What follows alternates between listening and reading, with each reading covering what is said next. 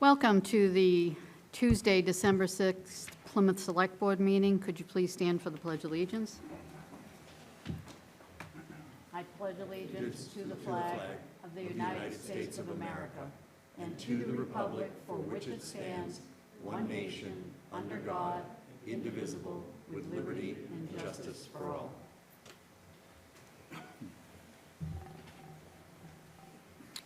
Thank you, everyone. In accordance with Section 2475 and pursuant to Chapter 20 of the Acts of 2021, this meeting will be conducted via remote means and in person. Members of the public who wish to watch the meeting may do so in the following manner. Tune into PAC TV, government cable access channels Comcast Channel 15 or Channel Verizon Channel 47, and watch the meeting as it is aired live. Or watch the meeting live on PAC TV website at pactv.org. Members of the public who wish to participate in the meeting may do so in the following manner. In person at the Great Hall on the second floor of Plymouth Town Hall, 26 Court Street, and remote, go to the website that's on the Select Board's page. First order of business is public comment. Okay. Pat? Oh. I'll be quick.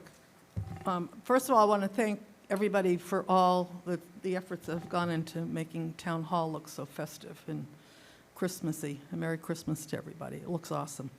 I'm here tonight on behalf of the board of the Plymouth Area League of Women Voters, just to let the public know about an event that we are having this week. And I know all of you are very aware, but just to let the public know. And the league is sponsoring a public forum on December 8th, this Thursday, here in the Great Hall at 7 p.m. And the reason we're having this is it's with regards to people sharing their concerns about taxation and taxes in Plymouth and why are we paying so much money. So the theme of the forum is, my taxes have gone up, where does my money go, what can I do about it? And the panel that the league is working with are Lynn Barrett, Director of Finance, Derek Brindisi, Town Manager, Dr. Christopher Campbell, Superintendent of Schools, and Patrick Flaherty is the moderator. It will also be live on PAC TV. There's been a committee from the league that has worked on issues and concerns with the group who are the panelists. And these are some of the issues and thoughts that the league is hoping to address through the panel at the meeting. Questions or misconceptions that the public has about the town departments and budgets that are asked for. Is there anything that would be surprising or illuminating to the average person regarding town departments and budgets? What are some of the most common questions or misconceptions about the school department and its budget? For example, the transportation costs for the Plymouth School District in relation to others in the state that are getting reimbursements, and Plymouth does not. Regional school districts in the Commonwealth get large amount of reimbursements for transportation costs, and we do not. The numbers of many unfunded and underfunded mandates for the schools. How high are Plymouth taxes relative to other municipalities, and understanding the tax rate per 1,000 of assessed value, and the concept that's been talked about over the years of a building moratorium, and would that be beneficial? And the most important thing, one of the most important things, of course, to the league, we're a nonpartisan organization that we work on issues in education, voter service, encouraging people to participate, especially by voting. And what can the average taxpayer do about any of these concerns or questions? To pay attention to the review of the budget cycle that's going on right now, especially right now, through the FinCom Select Board and Town Meeting. And how can people get involved with helping solve some of the problems? Join a committee. There are many openings on town committees. Communicate with your town meeting members. and vote. I also am a town meeting member, Vice Chair, Precinct 18, and I just wanted to let everybody know, and we've tried to circulate through social media, and people can watch and just follow up with their questions. Thank you so much. Thank you.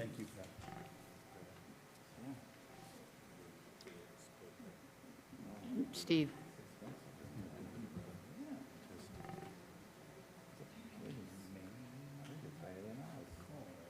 Steve Lyden, I'd like to know if I will have the opportunity to speak after the presentation for the Symes House. Sure. Thank you. Mr. Cirque? Rich Cirque, Precinct 2. On November 15, 2022, the Select Board convened an executive session purportedly under Purpose 6 of the Open Meeting Law. Purpose 6 reads as follows: to consider the purchase, exchange, lease, or value of real property if the chair declares that an open meeting may have a detrimental effect on the negotiating position of the public body. Upon information and belief, the subject of the executive session was a proposed development agreement between the town and Claremont Plymouth LLC for at least 348 new housing units behind Walmart in exchange for a payment by Claremont to the town of $2.5 million for a water booster pump station, which would be needed to support these new housing units. That agreement is not a proper subject of an executive session, in my opinion, because it does not involve, quote, the purchase, exchange, lease, or value of real property, close quote. That meeting, in my opinion, should have occurred in open session. Secondly, regardless of whether the meeting was an open session or an executive session, the zoning board, which I understand was present, should not have been present at the session because this project will require one or more special permits from the zoning board. The zoning board is an adjudicatory board. It functions like a court. It holds hearings at which it considers in open session written and oral presentations by supporters and opponents of a project. The planning board, for example, formally submits to the zoning board at the zoning board hearing a written advisory report setting forth the planning board's findings and recommendation to the zoning board. There is no joint meeting between the planning board and the zoning board before the zoning board hearing. The select board is no different in this respect. In this case, the select board should have submitted to the zoning board the proposed quote-unquote development agreement along with an advisory report stating, in this case, why the zoning board should grant the special permits, or the board should have attended the zoning board hearing and made an oral presentation. The zoning board is like the Supreme Court, and the select board is like the president. If the president has a case before the Supreme Court, he cannot meet with the justices before oral argument before the court. He's like any other litigant in such a case. No pre-hearing one-sided lobbying is allowed. Your meeting with the select board, whose members you appoint, was, in my opinion, one-sided lobbying. This is not the first time that the select board has, in my opinion, violated the open meeting law. The board seems to have a habit of convening executive sessions and then instructing your attorney to find a permitted purpose for it later. This is the first time, to my knowledge, that the select board has convened a joint meeting with the zoning board prior to the zoning board's public hearing. Thank you. Mr. Cirque, you know, this is just something that you continue and continue and continue. The executive session, the attorneys knew all about the executive session. They didn't say that we were doing something that was out of open meeting law regulation. And continually, this is what you do. I mean, you've already lost several cases that you've brought forward to the Attorney I General's didn't lose them on office. the merits. I No, lost you them- lost them, period. You lost them. And you've cost these taxpayers upwards of $30,000 for your antics with open meeting law violations. So if you're going to want to go after open meeting law, don't waste this board's time. Go right to the Attorney General. Because that $30,000, these taxpayers are paying. I understand that you're a retired attorney. We have a gaggle of attorneys that we deal with. And you know what? If you don't think we're doing a good job, there's elections come May. Put your name on the ballot if you can do better. I have a right as a citizen to make my feelings known, and I would respond to what you just said by saying that if you didn't violate the open meeting law continuously, you wouldn't have to listen to me. You lost. I lost 4 on pur- times. You lost. I And you lost- cost the residents over $30,000. And that didn't even include our staff time. Like, find another hobby.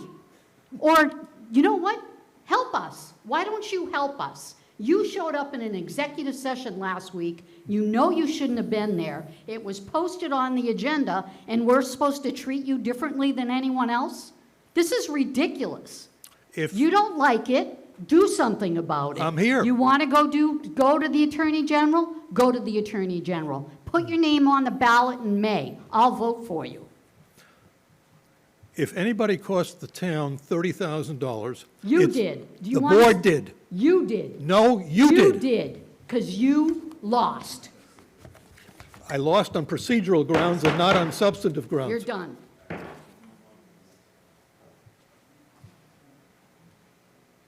Okay, next. We have committee appointments. The Historic District Commission, 1 alternate seat. Oh, I'm so sorry. I'm so sorry. The tax classification. I was trying to go right around that, so, sorry.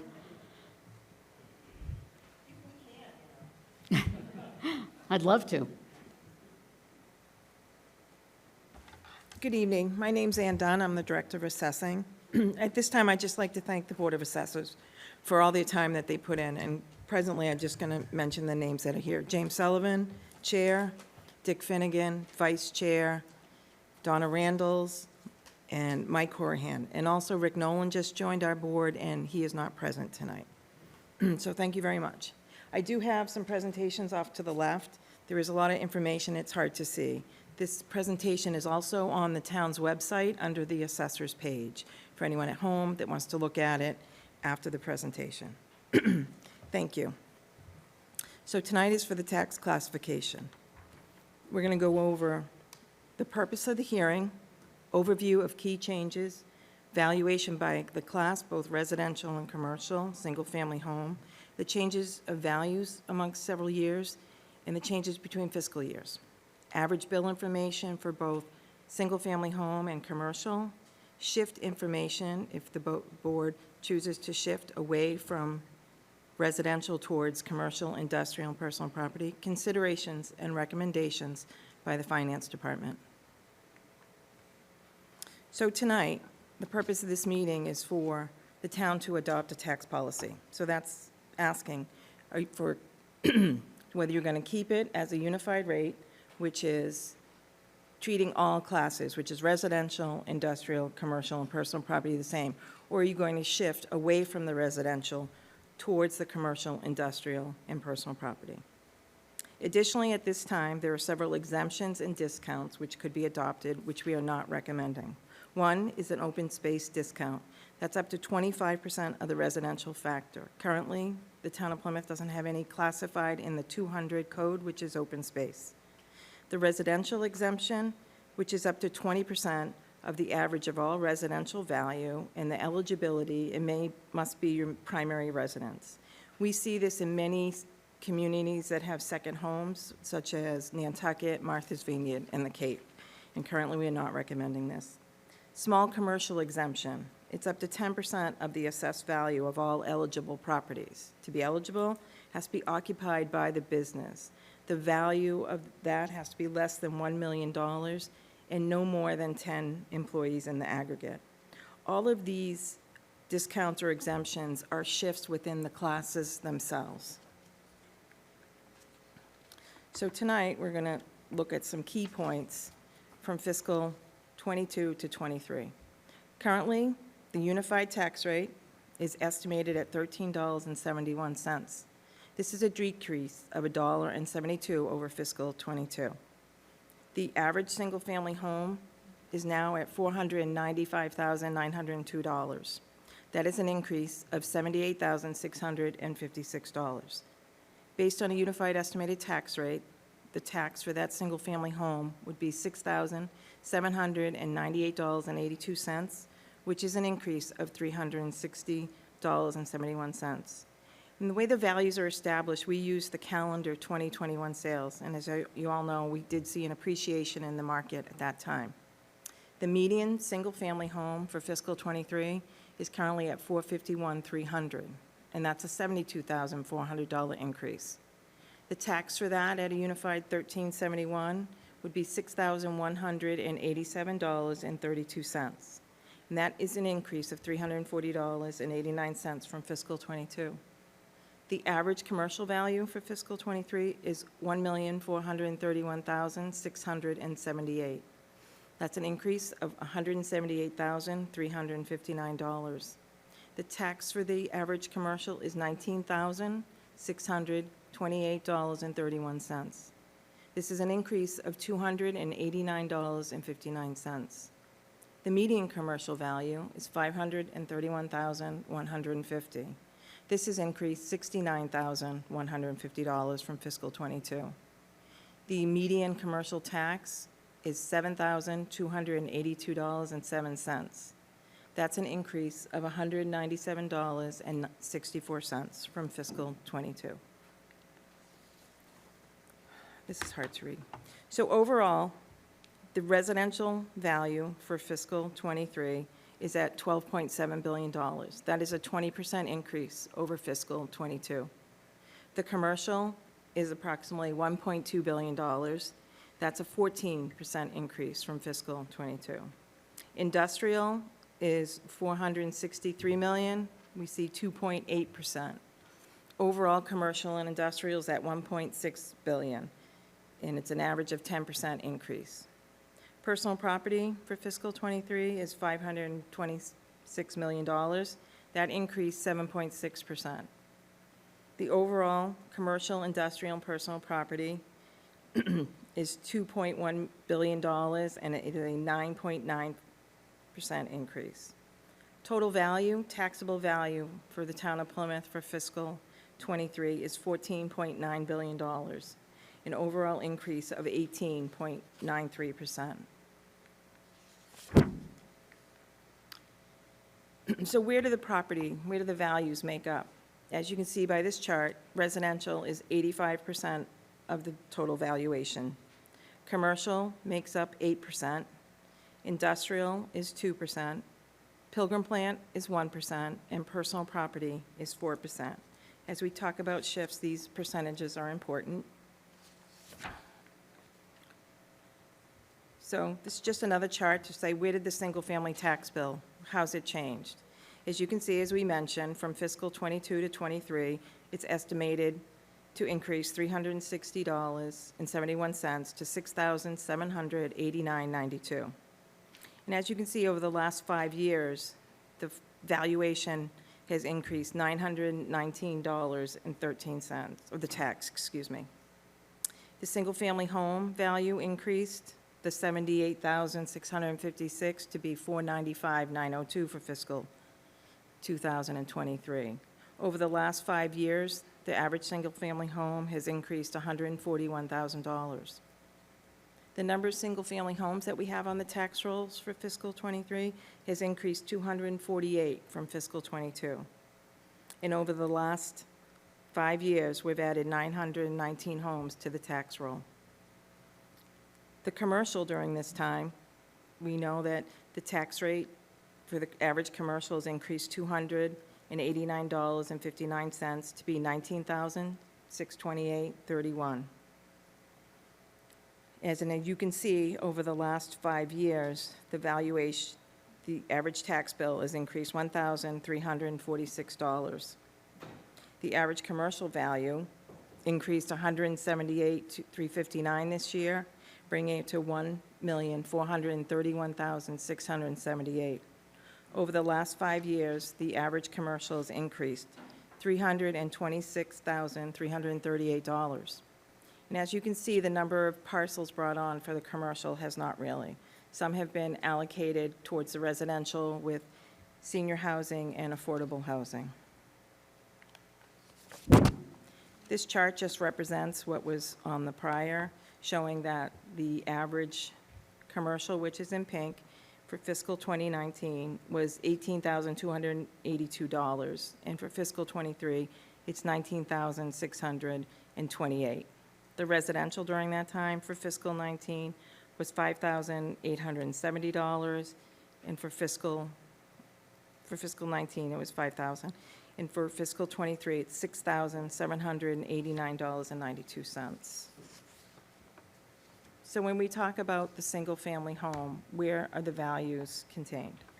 Currently, 1% is less than $200,000. 7% fall between $200,000 and $299,000. 24% are between $300,000 and $399,000. 32%, where we see our average value of $495,902 and our median of $451,300, is 32%.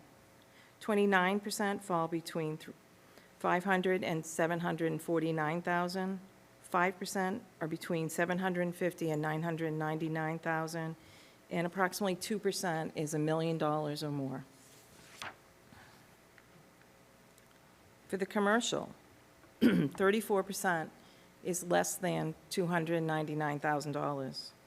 14% fall between $300,000 and $499,000. 21% are between $500,000 and $999,000, and this is where we find our median value of $531,500. 25% are between $1 million and $4.9 million, and 6% are greater or equal to $5 million. As we talk about the shift, what does it really mean? So if the town voted to shift 1%, the single-family home would save $9.92, and the average commercial would increase $243. A 5% shift, the average single-family home would save $59.51, and the average commercial would increase $987.85. The 31% that I have in the bracket, that is what would be needed to keep the average single-family home close to what it was in fiscal 22, which was approximately $6,438. So the single-family home would save $362.01, and the average commercial would increase $84.62. So as you think about the diversity of the tax base, we had mentioned this. 85% is residential, 8% is commercial, industrial is 3%, and personal property is 4%. Again, as I had just mentioned on the prior slide, in order to maintain an average tax bill from fiscal 22, a 31% shift would be needed.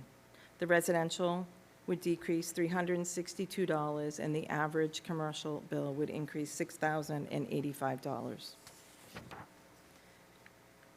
So values fall in all orders. So a property value of $250,000 at a unified rate, all classes would pay $3,427.50.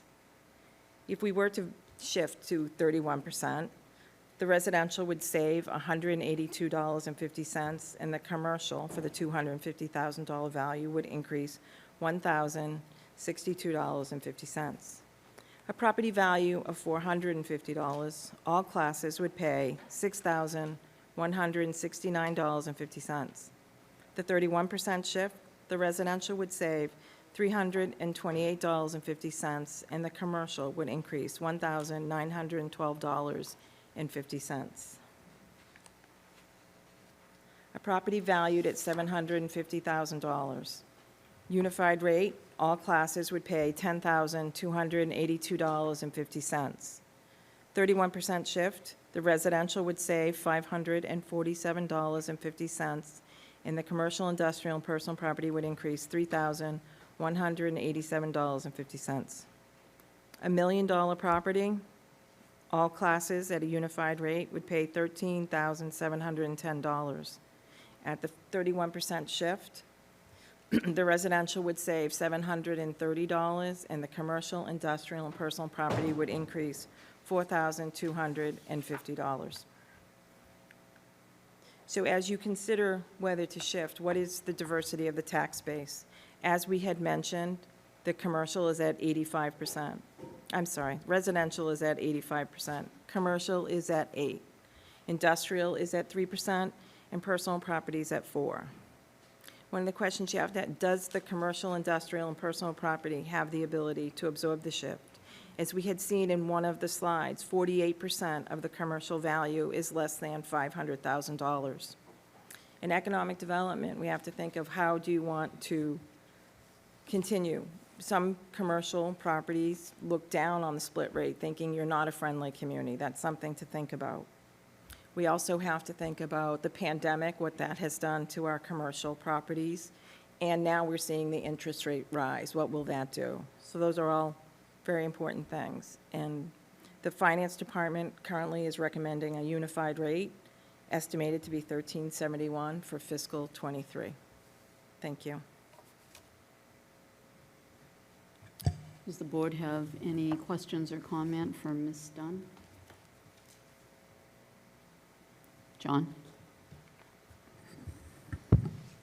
Ann, could you just put the pie back up there, please?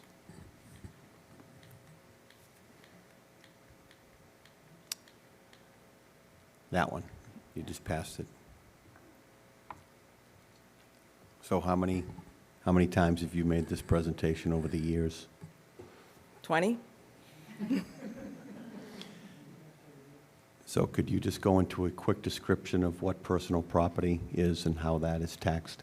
Yes, personal property is business equipment, office machinery, inventory, and furniture and fixtures. And each and every year, we'll send out a formal list to all properties, and they will notify us, hopefully, and we'll go and do inspections. So we actually go and take inventory of what they have. It's tangible. You have to be able to pick it up and take it out.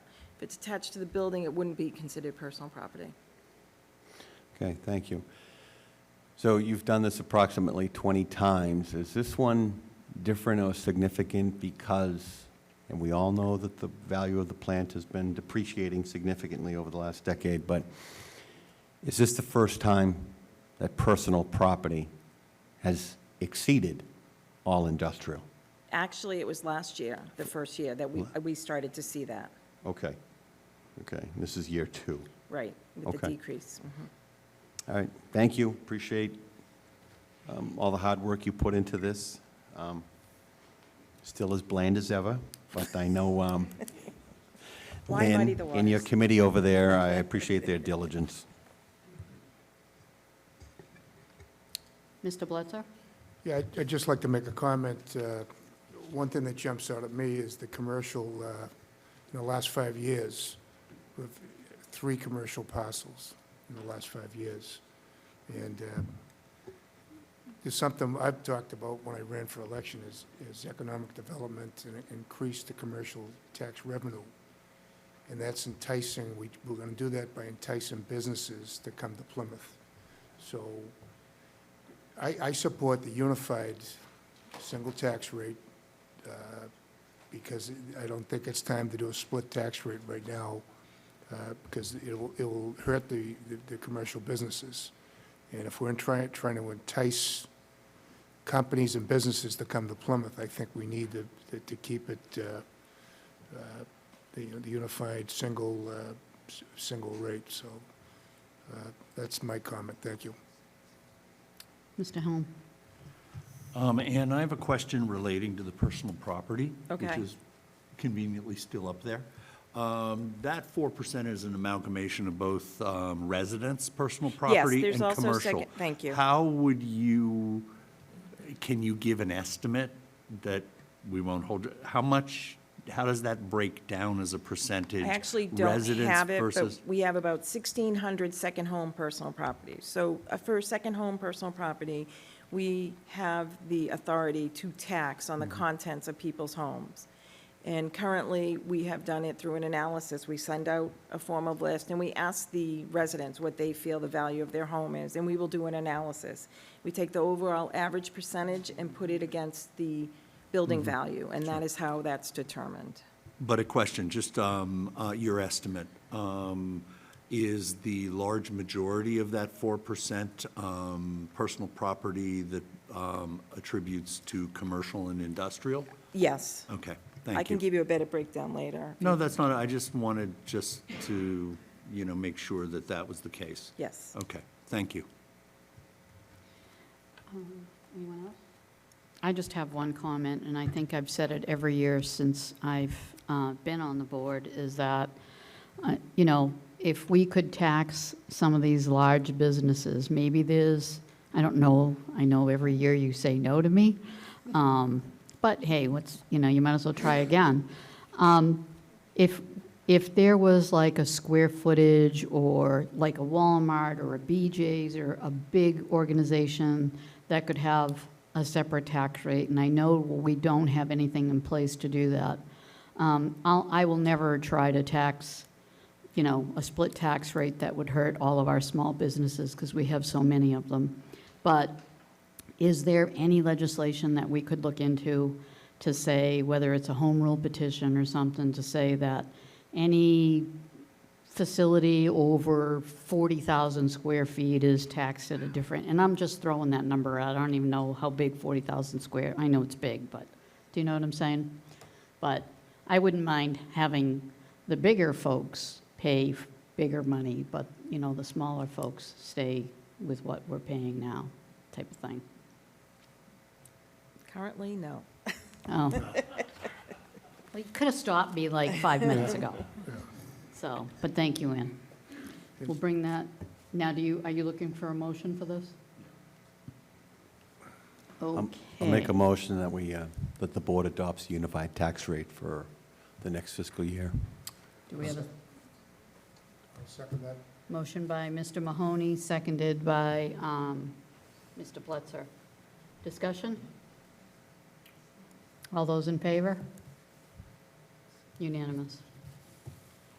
Thank you. Next are committee appointments. Now, the board has everybody's resumes and letters.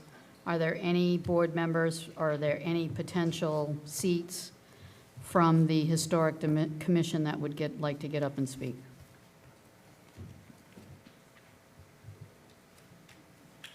Madam Chair. Okay, so Yeah, go. So we have Anthony Sarcone, Florence Lathrop, Joanne Mackley, Kimberly Canducci, Linda Seidman, and Lisa Mitchell. I believe, Madam Chairman, that Mr. Sarcone took his name out. I think Anthony sent us that. Oh, you're right, he did. Okay. So this is one alternate seat. Mr. Helm? I would just like to, whether they make a statement to the board or not, I would like to know that they are all here or either are present via Zoom. I think that's an important consideration. Through the chair, I can determine that. As Mr. Blitzer said, Mr. Sarcone has withdrawn. Florence Lathrop is live via Zoom. Is Joanne Makeley? I apologize if I'm mispronouncing your name. Kimberly Canducci is in person, and Linda Seidman is. Yeah, here I am. Is live via Zoom. Lisa Mitchell cannot attend tonight due to a sickness. But she did say that if it would be at all possible to have her interview next meeting, she'd appreciate that. Well, And that's for the Historic District Commission candidates. One alternate seat. Correct. So, Anthony, am I correct? Joanne Makeley is not present. Correct.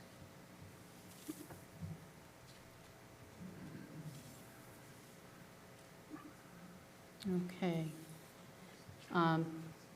Ms. Lothrop, do you have any, would you like to say something? Sure, good evening. My name is Florence, it's actually Lathrop rather than Lothrop. I moved to Plymouth about 2 years ago amidst the pandemic, and we were very delighted to find a place in Plymouth. I was a member of the Hull Historic District Commission for 15 years or so.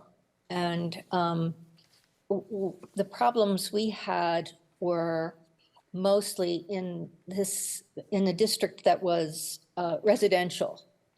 And it was at risk of having a lot of houses torn down and condos put up. And so in 1992, before I was there, a Historic District Commission was formed. And we succeeded, thank you very much, to the Historic District Commission and to the people who supported it. We're able to keep these historic homes intact.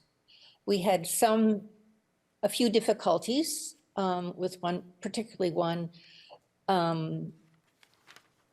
family who wanted to build a very large house, which would not have been like the other houses in the district commission. And we were able to work with that family to bring it into, actually to completely redo the plans of the house. And I was very proud of that and proud of all that we did there. So when I moved to to Plymouth, it was wonderful to see. I wasn't very familiar with Plymouth, to see that all it had been done, but that it must be very difficult to continue to hold on to what is historical in the historic district. So I would love to be an alternate on this committee. My previous experience besides that is that I was a consultant to the Boston Symphony Orchestra when I was an archivist to create an archives there. I worked at one of the Harvard libraries for 15 years as a head of historic collections and access and also preservation of manuscripts, archives, works of art on paper, and so forth. Thank you. So if you have any questions, I'd be glad to answer. Florence, a question for you and all the other candidates. So there's a building down on the waterfront, historical, at the corner of Union and Water Street. Historically, I believe it goes back to 1857. Just outside of the current historical district area. And are you going to be amenable to working with the commission in looking at bringing a proposal forward to the executive board and eventually the town meeting potentially to expand the current area? I certainly would be, and I certainly work hard on that. It can be very difficult. I don't know what the history of that has been in Plymouth. And it takes a lot of persistence and research, I think, about research of the property itself, but also, if possible, how long it has been there and what has gone on around it. But I would certainly be very honored to be part of that. What sounds like very good work of expanding the district itself. Thank you. Yes, and I would also be amenable to research and physically visiting the site and talking to people within the community about expanding it. I have no objection to that. Okay.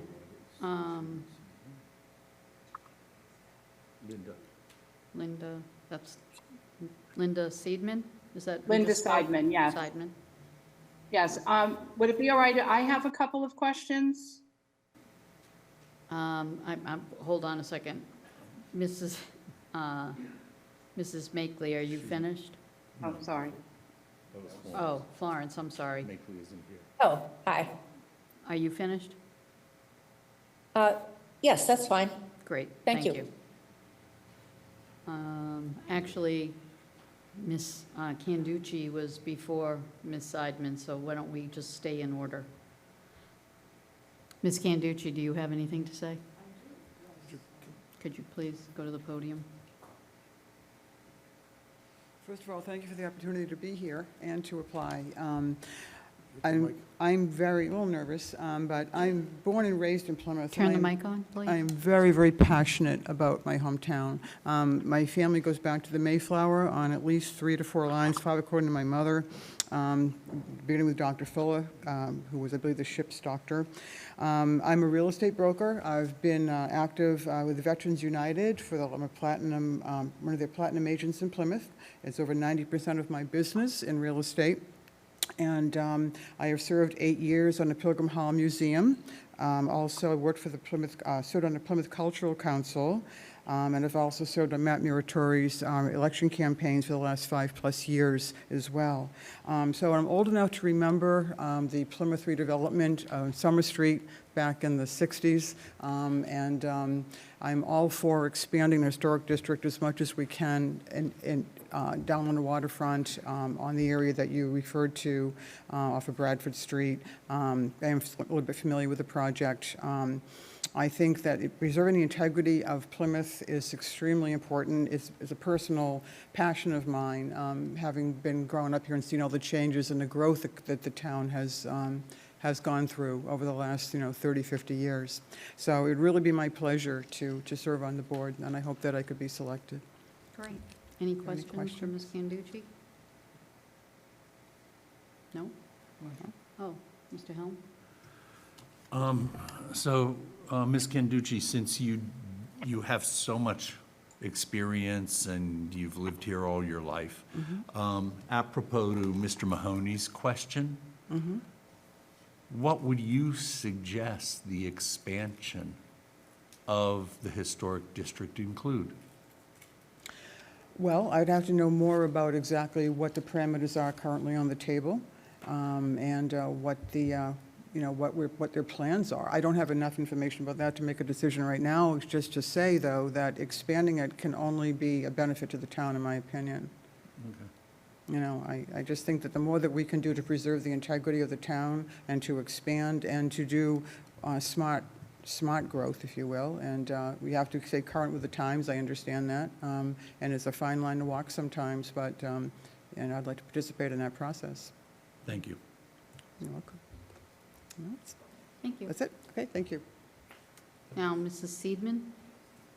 Yes, I know you all have the information that I filled out online, so I don't want to go repeating that. But I have lived in Plymouth 8 years, worked at Plymouth Plantation, and I feel like this would be a natural progression for me after learning so much about Plymouth, its history, and how important it is to preserve it. The question I had was about how many applications do you receive each year? And will the members of the committee, do we physically visit different sites? Are there other meetings that we would attend? Exactly how does the committee work? Well, once we appoint a committee, we try not to micromanage the committee, so that would be all within the purview of the committee. But like today, we have 1, 2, 3, 4, 5. We have 5 applicants. Sometimes we have more, sometimes we have less, sometimes we have none. I'm noticing that in one of our committees, there's 3 full seats and there's only 2 applicants, so we'll be putting that out to bid again. So it really is difficult to say, and the inner workings of the committee really should be, those details should be discussed and formulated with the committee itself. Oh, so, well, what I was referring to is applications to the Historic Commission about how many homes and people in Plymouth are applying for renovations and changes that the committee has to look at. Yeah, we don't have that type of information. I would think maybe the building department would have that. Okay, Yeah. I was Or- just Or the curious. chairman of the historic district, they could have that as well. So, Okay. All right, thank you. You're welcome. Okay, now, is there a Lisa Mitchell? She's unable to attend. Okay. All right, so now we go for the vote. First one, Florence Lothrop. No votes.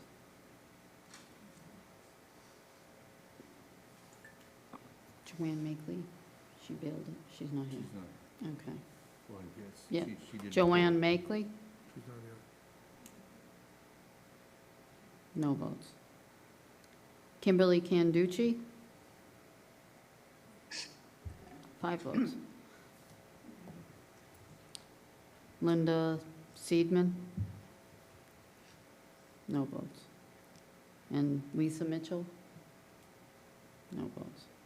Congratulations, Ms. Canducci. Next is the Climate Action Net Zero Advisory Committee. There are 3 full seats, and we have 1, 2, 3, 4, 5 applicants. Are any of the applicants wishing to be heard or speak or make a comment? There are a number via Zoom. I'm going to let them in. One Okay. moment. Before, as he's doing that, may I ask a question? Anthony, on our agenda, it says 3+ full seats. What does that mean? So at the moment, there are 3 that we have determined, the CANS committee has determined are available. There may be more, but that is to be determined based off of absences that have occurred in the committee. So tonight is 3, not Yes. 3+. Yes, that is correct. Thank you. In addition to that, the CANS committee and the admin for that committee request that the board hold off on voting for the CANS committee until the 13th, if possible, just to gather more information and to reach out to the candidates as well. So why So in other words, let's not do this tonight? do this tonight? Am I correct? That's what the CANS committee is asking us? Well, it's possible to interview the candidates now that are currently present, and then, No, we're not gonna do that. We're gonna do it all at the same time. But, I mean, if that's, there are also 2 other candidates that need to be interviewed on the 13th as well, that were not able to attend tonight. Yeah, I just don't think it's fair to people we would interview tonight to not have the ability to come back on the 13th to speak again. So why should we do this tonight? well, and our agenda's pretty full for the 13th already, is it not? May not be on the 13th. So, but we'll pull that, and we can do it at another time. Can I make a suggestion? Please. So there may be more than 3, Anthony. You're pretty sure that's why it's going to be next week? So why don't we pick 3 tonight, and then next week, whoever doesn't get picked, come on the 13th, and we'll add more on the 13th. Because there's people who have made an effort to come here tonight, and Mr. Hall? Okay, in regards to that suggestion, am I correct in believing that they don't know if there'll be more than three, that the plus is not written, is not carved in stone, the additional members. So we might elect three this week, or vote on three this week, and then on the 13th, those other people who couldn't make it would not be even considered because there wouldn't be any seats. Let's just say that there's 3 vacant positions at the moment. So if we vote for three tonight, we would be acting contrary to the CANS committee suggestion. Correct, if you voted tonight, that would be, the CANS committee would not be in favor of that. But if you wanted to hear the interviews of the candidates that are currently here, let the board No. decide of that. Nope, we will put this on another agenda, and like I said, not on the 13th because we're full. I know that agenda is pretty full, but Mr. Mahoney? So Anthony, clarify this. Are you implying that the current members of this committee want to vet candidates that are appointed by the select board before we appoint them? I mean, generally, there are boards and committees that would like to speak to the candidates at some point along the process. And I know some chairs even make recommendations to the board. So that's what you were implying that they were suggesting. So I think that we need to figure out exactly how many seats that this committee needs. Everybody comes in on one night, and I don't think the current members should be vetting them. I think these individuals either Zoom in or get up to that microphone, state their case, and we vote them up or down. Isn't that what we said? Okay. Just, I know I'm losing my mind. But that variable, I guess we have 2 comments from the audience, so.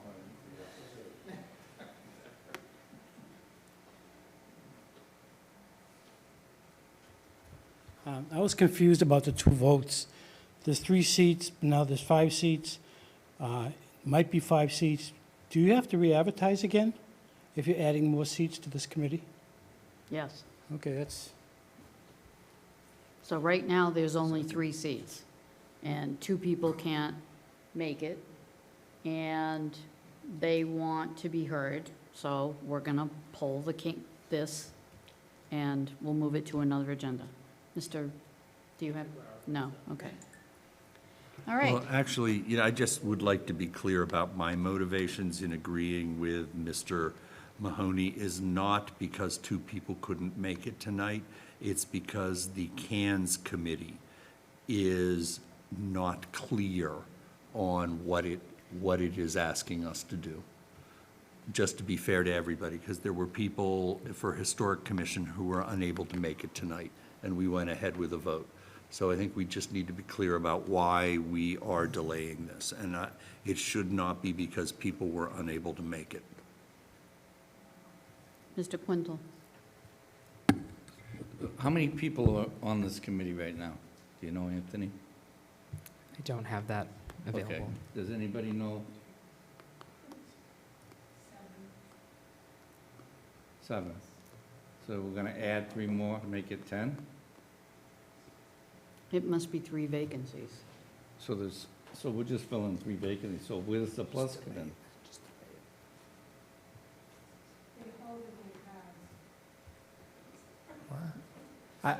If I could, Yes, please. I would, I agree with the board. I think you should just delay this, get all this cleared up. We can come back in January and discuss it then. I would like to hear from our environmental resources, I can't remember his title. Climate Resiliency and Sustainability Coordinator. Planner. Thank you. Mark Reel. So the CANS committee has some people who haven't been showing up to meetings and are in question. So there are some positions, maybe I think that's where the plus came from, because there's some unsurety there, but we're working that out. The request to not have an appointment made tonight But to interview was more of, we didn't know the process that you typically go down, but there were a couple candidates who said they could not attend tonight, but could attend a future meeting. They were quality candidates based on their, on their resumes. So we're looking for people who come to the table with some really good experience to help with the climate action planning. So we're hoping that you could put it off to at least make sure that we get all the candidates as possible. John? So Mark, when the committee is completely whole, how many members? 11. Thank you. Harry? Will the CANS committee know how many members it needs to add the next time we have one of these? So we don't have a 3+ concept, but a more definite 3, 4, or 5. Will they Definitely get know? you that. Will they know that? Yes. Okay. All right. Thank you. Oh, Mr. Quintal. Thank you, Mark. I don't know, I feel very uncomfortable with this. We've advertised for 3 positions, people are here, and now we're gonna put it out there for whenever the date might be. And it's plus. And since when does a committee actually tell us who we're appointing? If that's the way it is, then you should just appoint your own people and be done with it. Let's move on. I mean, He's got a point. I think we need to ask the questions. A recommendation is fine, but you know, did all these people that are here for the Historic Commission go before them and ask their own questions and then be recommended to us? I mean, I just don't believe that's the way it's supposed to work. So I feel bad for the people that are here tonight, and I would have liked to hear from them, and but it's position of the board and the majority rules, so. and Well- That tune, Mrs. Kubacko. Well, we could do 3 tonight, and then if there's more positions sometime in January, we could do them in January. I mean, Mr. Quintal is 100% correct. We appoint, not anyone else, even though, honestly, we get recommendations from board members, I don't even look at them. So, it's the wish of the board. Do you want to move forward with 3 tonight, and then if there's more, they move forward again? Or do we want to just table the whole thing? Charlie, I'll make a motion that we do that, which one? that we vote tonight for 3 people. Okay. I'll which is second it. what- Motion by Mr. Blitzer, seconded by Mr. Quintal. Discussion? No? All those in favor? Okay. We'll appoint 3 people tonight. So out of all those people, and I don't know who's here and who's not here, is there anyone that wishes to speak? I want to know who's here Oh, who is here and who's not here? In the audience is Anthony Mayo, present. He is not present? Carl Donaldson is currently on Zoom. Mayo is present.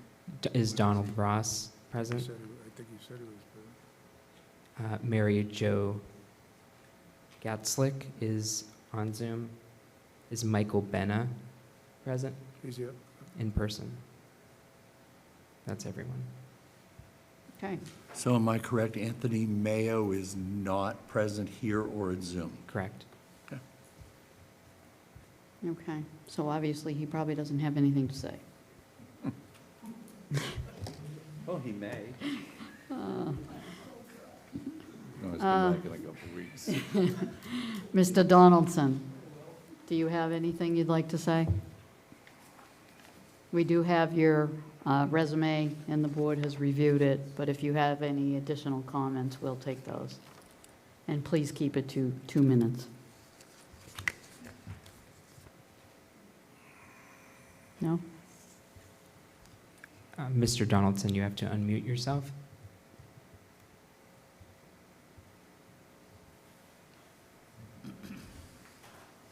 There we go. Hello? Hello. There we go. Thank you. Yes, I've come before the board before for this position.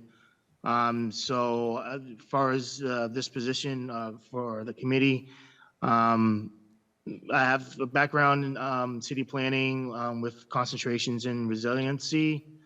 I've lived in Plymouth for 4 years, and I'm very interested in climate and climate change and how that affects our economy, and as well as litigation for different emissions and things like that. Great.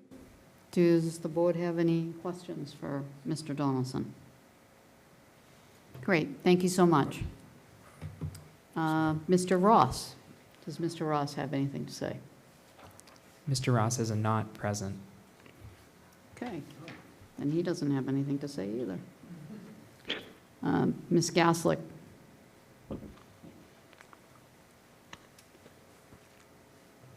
Good evening, everybody.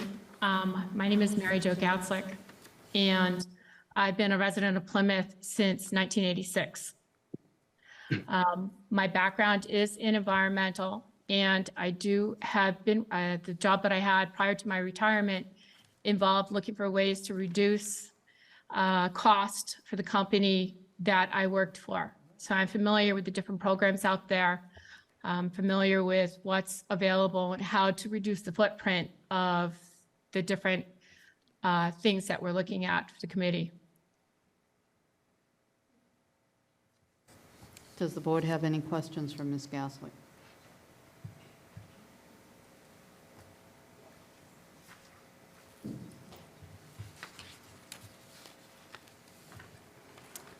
Okay, thank you. Now, can I thank each one of them as we go along? Okay. Is that okay? All right, just making sure. Mr. Bena? Oh, I'm Mr. sorry. Bena. I was looking at the TV. I was walking over. So I've currently lived in Plymouth for 4 years. Prior to that, growing up, spent a lot of time on Great Herring Pond, where my grandfather had a house. So very familiar with Plymouth, some of the challenges that climate change has brought here.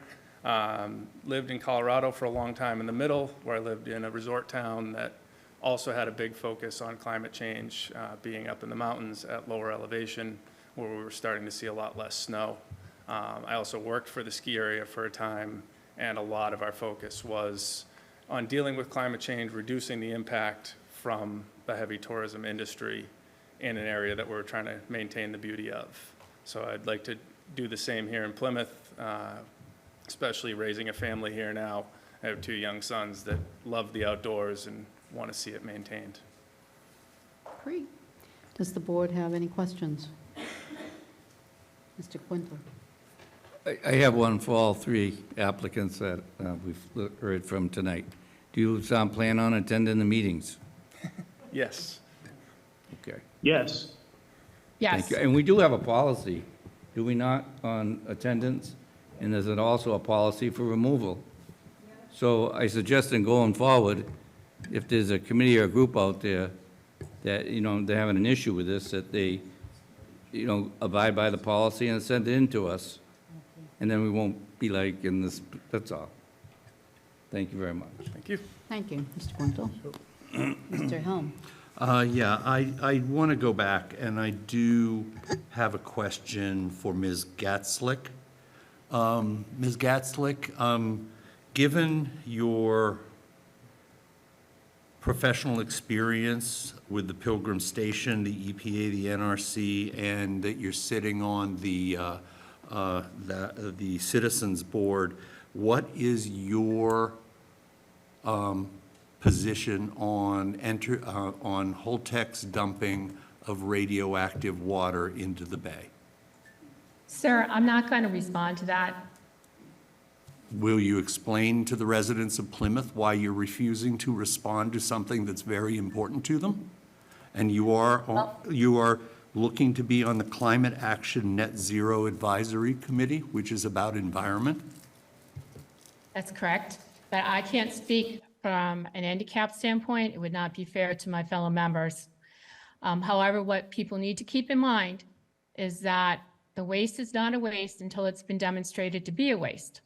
And Holtec has said in the previous handicap meeting minutes that they would treat it as a waste if it is in fact identified as a waste. At this point in time, it has not been identified.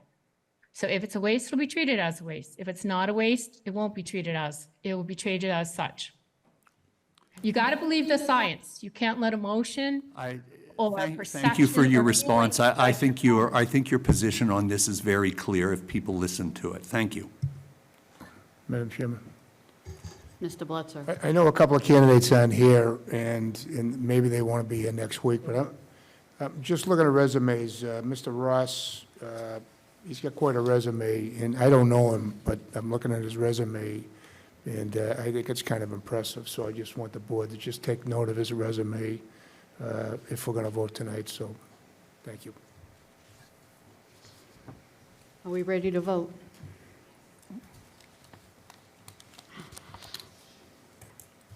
Mr. Donaldson? Unanimous. Actually, someone has asked that we do a roll call vote for the people watching on Zoom because they can't see us. So, Mr. Blitzer? Yes. Mr. Helm? Yes. Mr. Quintal? Yes. Mr. Mahoney? Yes. Myself, yes. Congratulations, Mr. Donaldson. Donald Thank you. Ross? Yes. Mr. Helm? Yes. Mr. Quintal? Yes. Mr. Mahoney? No. Myself, yes. Congratulations, Mr. Ross. Mary Jo Gatzlick? Mr. Blitzer? No. Mr. Helm? No. Mr. Quintal? No. Mr. Mahoney? Yes. Myself, no. And Michael Bina? Mr. Yes. Blitzer? I'm sorry. Mr. Helm? Yes. Mr. Quintal? Yes. Mr. Mahoney? Yes. And myself, yes. So we have, our new members are Mr. Donaldson, Mr. Ross, and Mr. Bina. Anthony, would you please send that out to them, please? Yes. Thank you. So next is our Cable Advisory Committee, and we have 3 full seats and 2 applicants. So we would have to, we're going to send out that 3rd seat again, please, if possible. Absolutely. Is Donna Nicholson in the audience? She's not on Zoom. Len Levin is not available today. He fell sick today and was not able to attend. So we do not have any candidates for interviews for the Cable Advisory Committee Okay. tonight. So it's at the board's discretion. What would you like? Madam Chair, Yes. we had a presentation a month or so ago with a couple of the Cable Advisory Committee meetings. They're in desperate need of Correct. help, Yes. so I know these 2 individuals couldn't make it tonight, but there's 2 people who submitted their resumes for 3 spots, and I have no problem making a motion to approve both of them being appointed. Okay. Is that a motion? Yes. Second. Motion by Mr. Mahoney, seconded by Mr. Quintal. Discussion. All those in favor? Mr. Mahoney? Yes. Mr. Quintal? Yes. Mr. Helm? Yes. Mr. Blitzer? Yes. Myself, yes. Unanimous. Okay, next is Water Conservation Committee recent work proposal.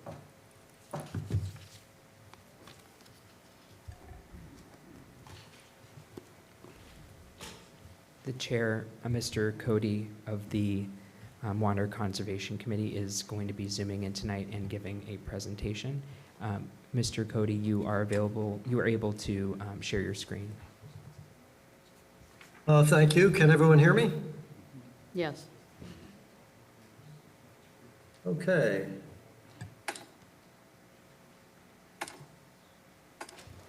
And hopefully you can see the screen share as well. Yes, we can. Good evening, and thank you for the opportunity to provide an update on the Water Conservation Committee, what we've been doing. I'll try and be brief. I'm also going to make some recommendations to the Select Board in your role as water commissioners.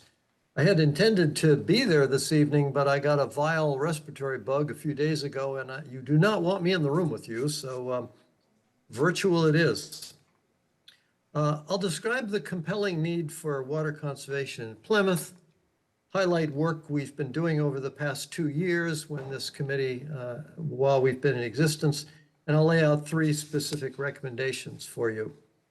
I can't see who's in the crowd, but I don't know if Peter Gordon, the town water superintendent, is there, but Peter has been our close partner, and his staff has been great to work with. I know at least one other member of the committee, Christine Danielson, is in the audience. Dan Gorsica, Peg Blackwell, and recently retiring Morgan Welty are the other members of the committee who've contributed to what I'm going to present to you.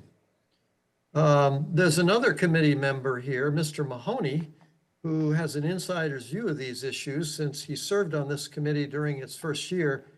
And he's, as you know, he's also expressed a keen interest in water resource issues. Plymouth can't afford to be complacent about its fresh water supply for all the reasons shown on this chart. Now, these are serious and in some cases imminent threats. Let's talk just about the first one. Members of your board have repeatedly stressed that economic growth is a way to alleviate residential tax burden. Let's talk about how water plays into that. Continuing growth in the town's revenue base cannot be supported without adequate water supply. How much growth are we talking about? Half the housing in Plymouth was built in the last 50 years. The other half took 350 years. I don't think anybody thinks this trend is going to tail off anytime soon, just simply because of the vast land area that's inside our borders. So what are our options? Impose a building moratorium, take that draconian step? I don't believe that's the best way to balance water resources and development needs. It's a blunt instrument approach. Another option, rely exclusively on building an ongoing series of new town wells costing millions of dollars each. This is the status quo. It seems like there's a never-ending acquire land, start the development process, and so on. Or we can save water.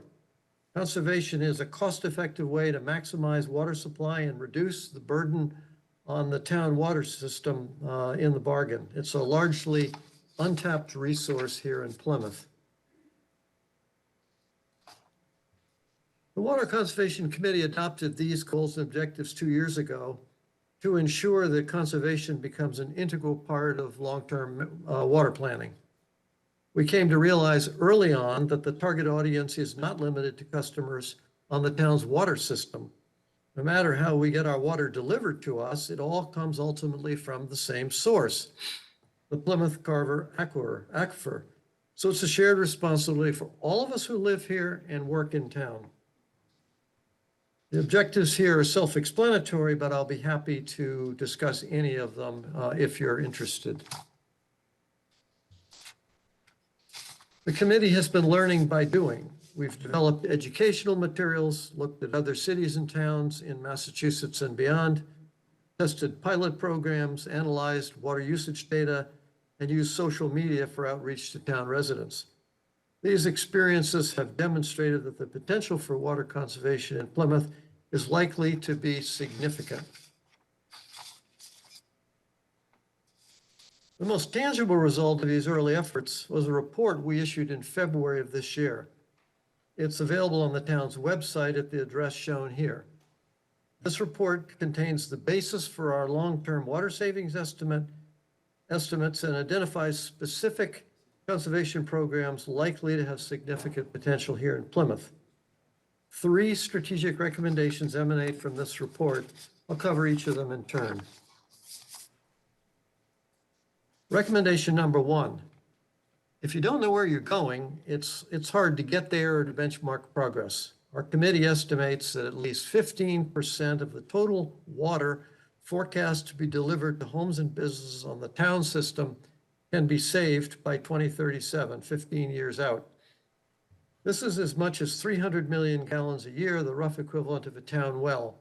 3 of the current town wells are authorized maximum annual output in that range. I personally think this target could be achieved in much less than 15 years. The report we released in February supports this estimate in several ways, 3 ways. I encourage anyone who's interested to check it out. We've done our homework. Your formal adoption of this target will address the omission of conservation in the 2019 draft water master plan.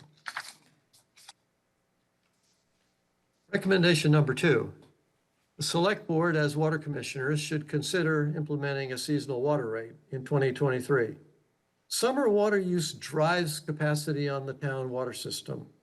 Average use in summer months is roughly 80% higher than in winter, and it's outdoor watering that does that. Many lawn irrigation systems run daily, when an inch of water once a week would be better. Lawns are being watered in the rain. Rooftops are being watered by misdirected sprinklers. Outdoor watering bans during drought declarations are being ignored.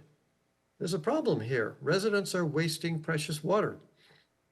And remember, we're throwing drinking water, quality water on our lawns.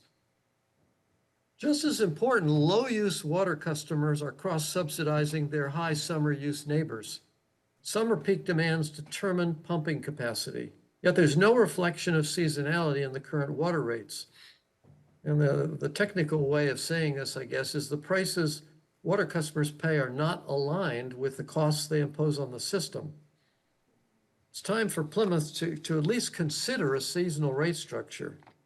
It's not a rate increase. If it's done properly, many customers' annual water costs will actually decline. And those who saturate their lawns with drinking water will finally pay their fair share. Recommendation number 3. Last but not least, we believe the Water Division needs a full-time person to spearhead water conservation, analyze customer usage data, implement programs, evaluate results, pursue grants, and measure progress toward the savings target. A volunteer committee cannot hope to fulfill these roles at the scale that's needed.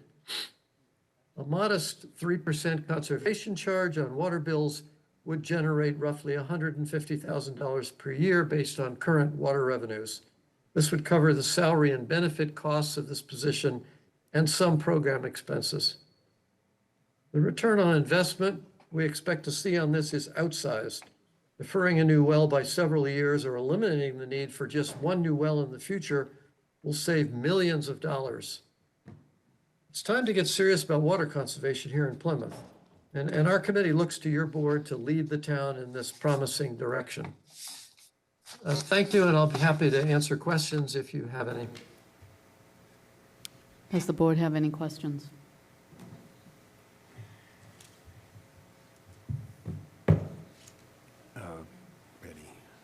Mr. Mahoney.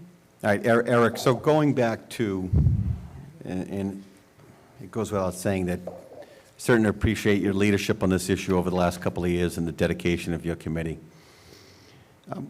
The second recommendation, it's certainly not a fee increase on anybody. We're just shifting and looking at it from a different perspective. And there are examples out there in Massachusetts of communities that already do this. That's a great question, John. Thank you. Yes, the second recommendation was the seasonal water rate. By the way, in Plymouth's current water rates are quite progressive. The more you use, the more you pay. That's a well-regarded rate. The problem is it doesn't discourage anyone from just dumping water on their lawns willy-nilly in the summer. So that if it's done correctly, actually the majority of water ratepayers will see a rate decrease. This is what's called a revenue neutral rate restructuring, which means that basically if we raise the summer rates, and maybe that's just the top tier summer rates, we don't target a higher level of revenues to be collected. So what we want to do is reduce off-season rates, probably in the lowest or all three tiers in the off-peak months. And this is not hard to do. My guess is we would just focus on the peak summer months, one quarter, if we're not in a position of having monthly rates, monthly bills. There are ways to do this. So, but it's not a rate increase. If it's done properly, many customers will see their rates actually decline. So I don't know if I answered your question. No, no, you did. So, Derek? Lynn, can I get you up to the microphone? I'm going to do my best not to put you on the spot. Yes. So you saw the second recommendation here from the committee. I'm intrigued by at least getting that data and seeing what it would look like. But who does that? Is that something that is that our current finance director, or is it the water? Which data are you referring to? Which data? Because we have new meters, and according to the DPW director, we now have completed our first year with the new meters, so we have really good data, water consumption data that we can use now. We didn't have that up until this year. Eric, can you put the second recommendation up on the screen? Yep. The only, I just had a question regarding that structure, because right now, we have obviously the 4 tiers, but residential, commercial, like the restaurants, do you know what I mean? Like their season, their busy season, I think here in Plymouth is the summer. So I'm not sure if their recommendation is to maybe split commercial from residential. I don't think he's suggesting that. I think he's strictly volume, and I think we've all driven around this community and other communities where it might be raining out, but we see sprinklers on. You know, the board annually, it's an annual event where there's a drought conditions, and we'll vote to approve a, you know, a moratorium on watering your lawns, and some days it'll affect even numbers of the street or the odd numbers and things of that nature, but that's never enforced. So the peak of water usage is during the summertime, and I think what Mr. Cody and his committee are suggesting is just looking at this from a different perspective. Sure. And I know we have 4 rates, Lynn. They're progressive. There's 4 tiers, but it doesn't differentiate between commercial and residential. It's strictly usage, correct? That's correct. That's correct. So I didn't know if that model had to differentiate between those people who are watering the lawns versus, you know, a restaurant. That was my only question. Right. So But I it guess sounds like it doesn't. that's some data I would definitely like to look at, but I guess the question through, you know, the chair to the town manager is, who's in the best position to get that done for us, to provide the board with that information? What that change, what would that look like? Yeah, I think, again, talking to the DPW director, so first of all, let me say that this is something that it's been at the DPW, it's been on their radar for the water division to look at a seasonal water rate. So this is a great recommendation. It's been discussed in the past. Again, according to the DPW director, I think it's probably best that we could bring in a consultant to look at that data and then come back to the board with a recommendation for a seasonal rate. Now, is that something in time for May of '23, or realistically, we're 18 months out, it's really a discussion for May of '24? I mean, I don't see why it couldn't get done if we started sooner rather than later for '23, but I'd have to check with it, how quickly I'm that just can be asking. accomplished. Yeah, I mean, I'd have to check to see how quickly, but, I mean, '23, I mean, there's some time there. We got about, 6 months to do something like that. Right. Eric, recommendation number 3, you were proposing a surcharge. How much revenue did you determine that was going to raise?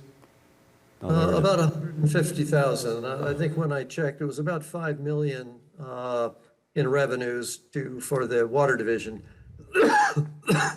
So about $150,000. Okay. So, Derek, you were saying that we now have our first entire annual data We of do, through, yes. through the meters, and is that something that the board can be provided with? The data? Yeah. Sure. Are you looking for the water consumption data? By Whatever the month, data, by- all the data that those meters are providing, obviously the consumption, sure. Right. Sure, we can provide that.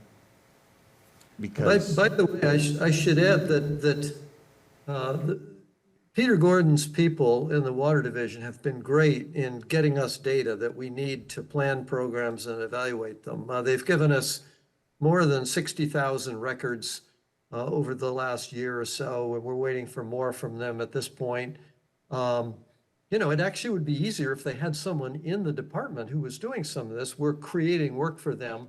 It's unfortunate. We're sort of outsiders. And I think having a person who would become the focal point in the Water Division for this type of work, I think is essential to scaling these programs up. so I'm just going to reference Brockton. For decades, they've controlled Silver Lake, which is the 7th largest naturally occurring body of water in the state. And I do know that decades ago, I think Brockton was pulling about 20 million gallons a day out of that body of water. And it wasn't sufficient for what they needed or what they thought they needed.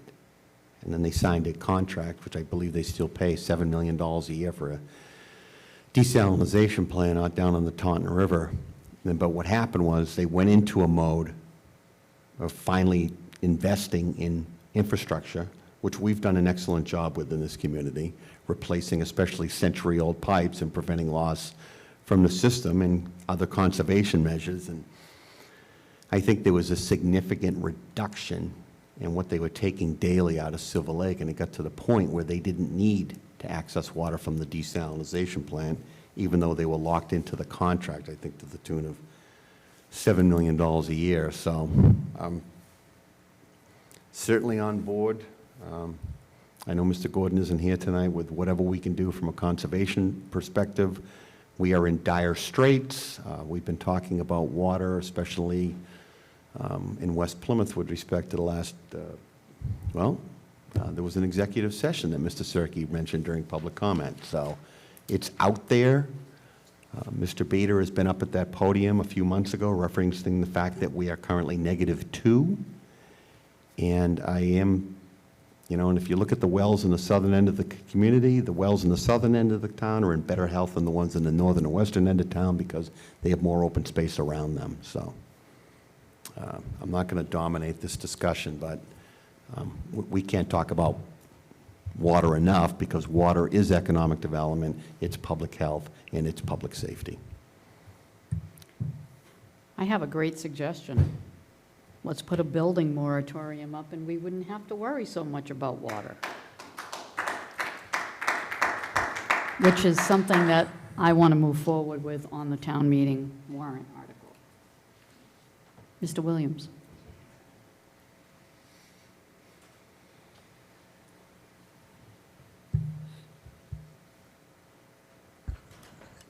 My name's Don Williams. I live at 42 Carter's Bridge Road. I've been a resident of Plymouth for 19 years.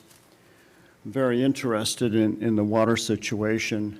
I'm not a member of Eric's committee, but I have been to a number of the meetings.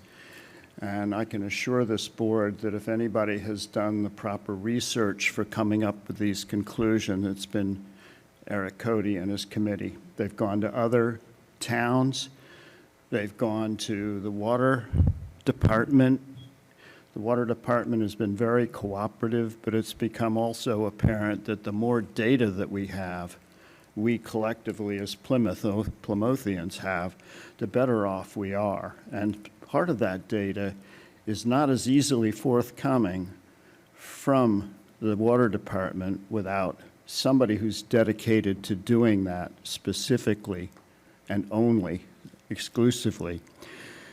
I don't want to speak any more than that except to tell you that water is going to be very important not only for our residential people but for our commercial people development. And oftentimes, as most of you know, commercial uses more water per capita per employee, that is, than residential. So if we want to grow in terms of tax health, we're going to have to provide that water. And in closing, I did a calculation the other day, and that calculation involved how much PFAS would it take to put our aquifer of billions and billions of gallons over the legal limit for drinking water. That legal limit is 20 parts per trillion. 80 pounds in the whole aquifer would put us at 20 trillion parts per million of PFAS. So water is something that we definitely have to consider very seriously, both for development and residential health. And I urge you to support this committee because they have done their homework. They have worked hard. They've taken programs out to the town of Plymouth, and they've been successful. They've gotten people to get bins for compost. They've gotten people to get rain barrels. No bins for compost. Sorry about that. Blank moment there. And they've gotten people to talk about watering their lawns in a sane way. And this is something that's been absolutely essential, and Eric and his committee have done one heck of a job. So I urge you to support them when they ask for it. Thank you. Well, we have no issue supporting any of our committees, but I do believe that we are going to require some more information and more details. So when we have that information, we can move forward.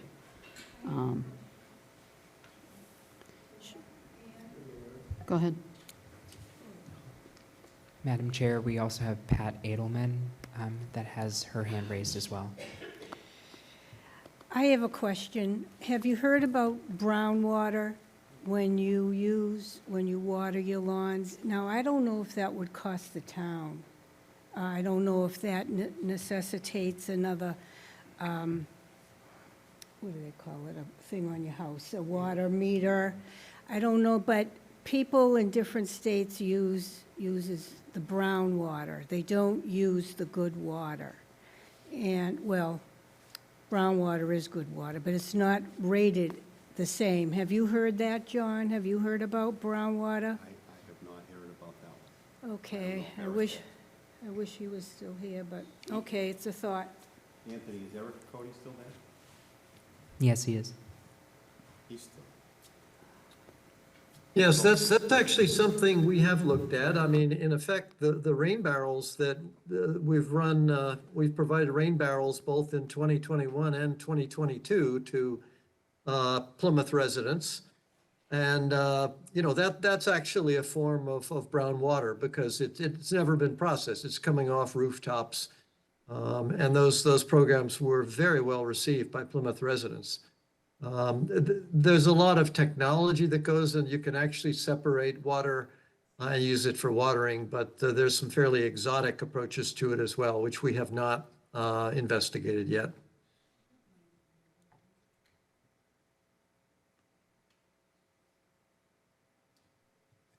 Okay. Any more questions or comments for Mr. Cody? I think he had one more. Oh, I'm sorry, Ms. Adelman. And then, Thank you. I'd like to really commend Mr. Cody and his committee for all the work they've done. At the beginning of the presentation, Mr. Cody mentioned the aquifer being contaminated. And I'm wondering if he can speak about the sand and gravel mining in excess fertilizing and how the septic systems, faulty septic systems contribute to that contamination. Thank you. It's a great question. I can do it qualitatively, but obviously not quantitatively. When you have, and certainly Don Williams could describe what happens at Great Herring Pond when you get surface runoff from fertilizers, phosphorus, nitrogen, or leaking septic systems that get into the surface water, and eventually it works its way into the groundwater below. I didn't say the aquifer had been contaminated, but there's obviously the potential for that. We've got something, a couple of thousand different compounds of PFAS alone, and everyone ought to be concerned about the potential for really messing up things royally here. So I think the question that you raised is an important one, and I think that conservation allows us some flexibility to deal with all these issues. The less water we use, the better we are, because we'll be pulling less out of the aquifer itself. I know I can't give a definitive answer to your question, though. Thank you. I agree about conservation and the importance of it. And I am so pleased that you brought it up and the town is looking into, you know, giving more incentives for that. Thank you. I have a question. Mr. Cody, per Ms. Annelman's question to you about the aquifer, I see how fertilizers can hurt the aquifer, and I can see how leaky septics, but how does sand and gravel, how does that affect the aquifer? Because you didn't answer that part of it. Oh, yeah, good point. Again, I'm not a soil If at all. scientist, but whenever you strip away the natural vegetation on a site, you remove the filtering that happens as water in the natural water cycle percolates through the ground to the water table. So simply by removing the surface, I mean, basically sand and gravel are a form of strip mining. They take away the whole vegetative filtering layer on the surface. So I think when people express concern about that kind of operation, they're right. I mean, there's a potential effect on the quality of water. You're getting less filtering as water makes its way to the subsurface. But if it's done properly and they say a building is put on that property that's been stripped and the right vegetation is replanted on the site, would that negatively affect the aquifer or if it's done properly? Again, I'm not an expert on this, but if you restore all the vegetation and you reforest an area, you're eventually going to get the same kind of benefit back that you destroyed when you started your strip mining operation. So yeah, it's real important to reforest and revegetate, no question. Yeah, that's all, because if they're strip mining to put a building on a piece of property and they do it properly with the right vegetation planted and drainage and all that, I would hope that it might not necessarily negatively affect the aquifer. So, thank you. Mr. Williams?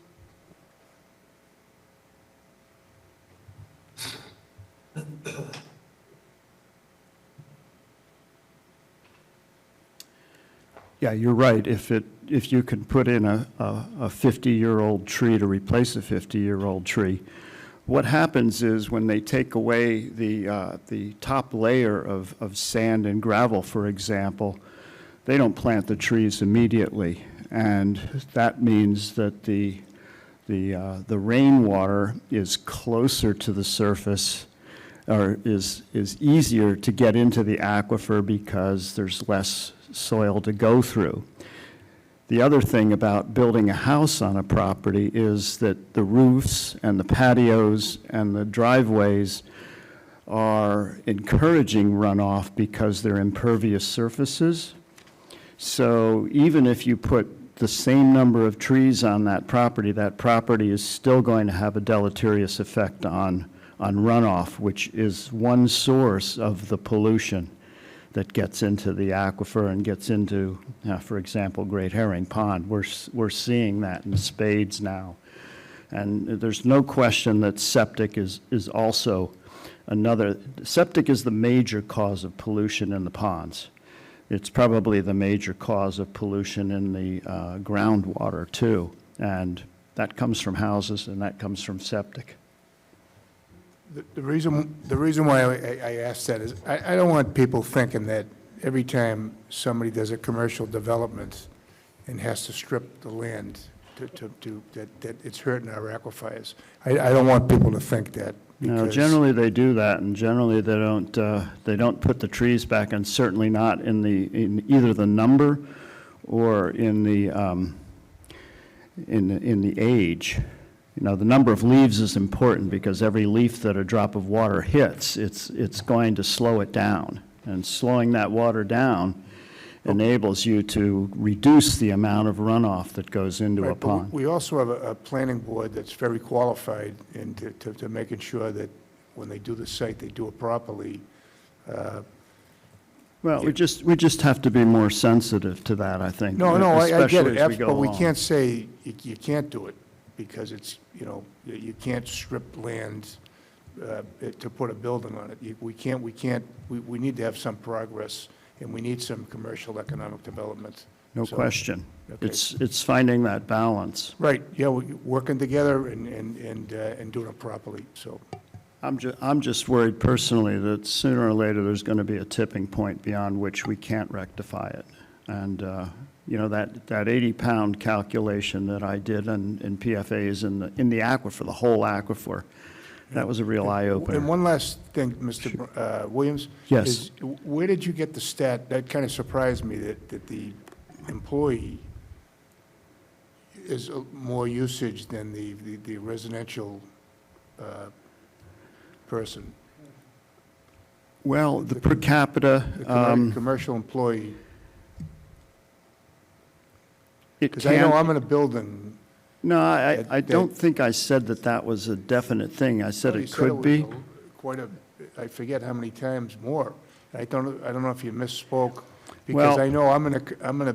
What happens when you're in manufacturing is if you use water for cooling, if you use water for rinsing, you can get into a much higher amount. I'm not familiar with what's going on specifically in Plymouth for the number of commercial that may be per capita more using of water than residential. So Yeah, no, if I said that, I misspoke. Okay, that's all. Thank you for clarifying that. Sure. I appreciate that.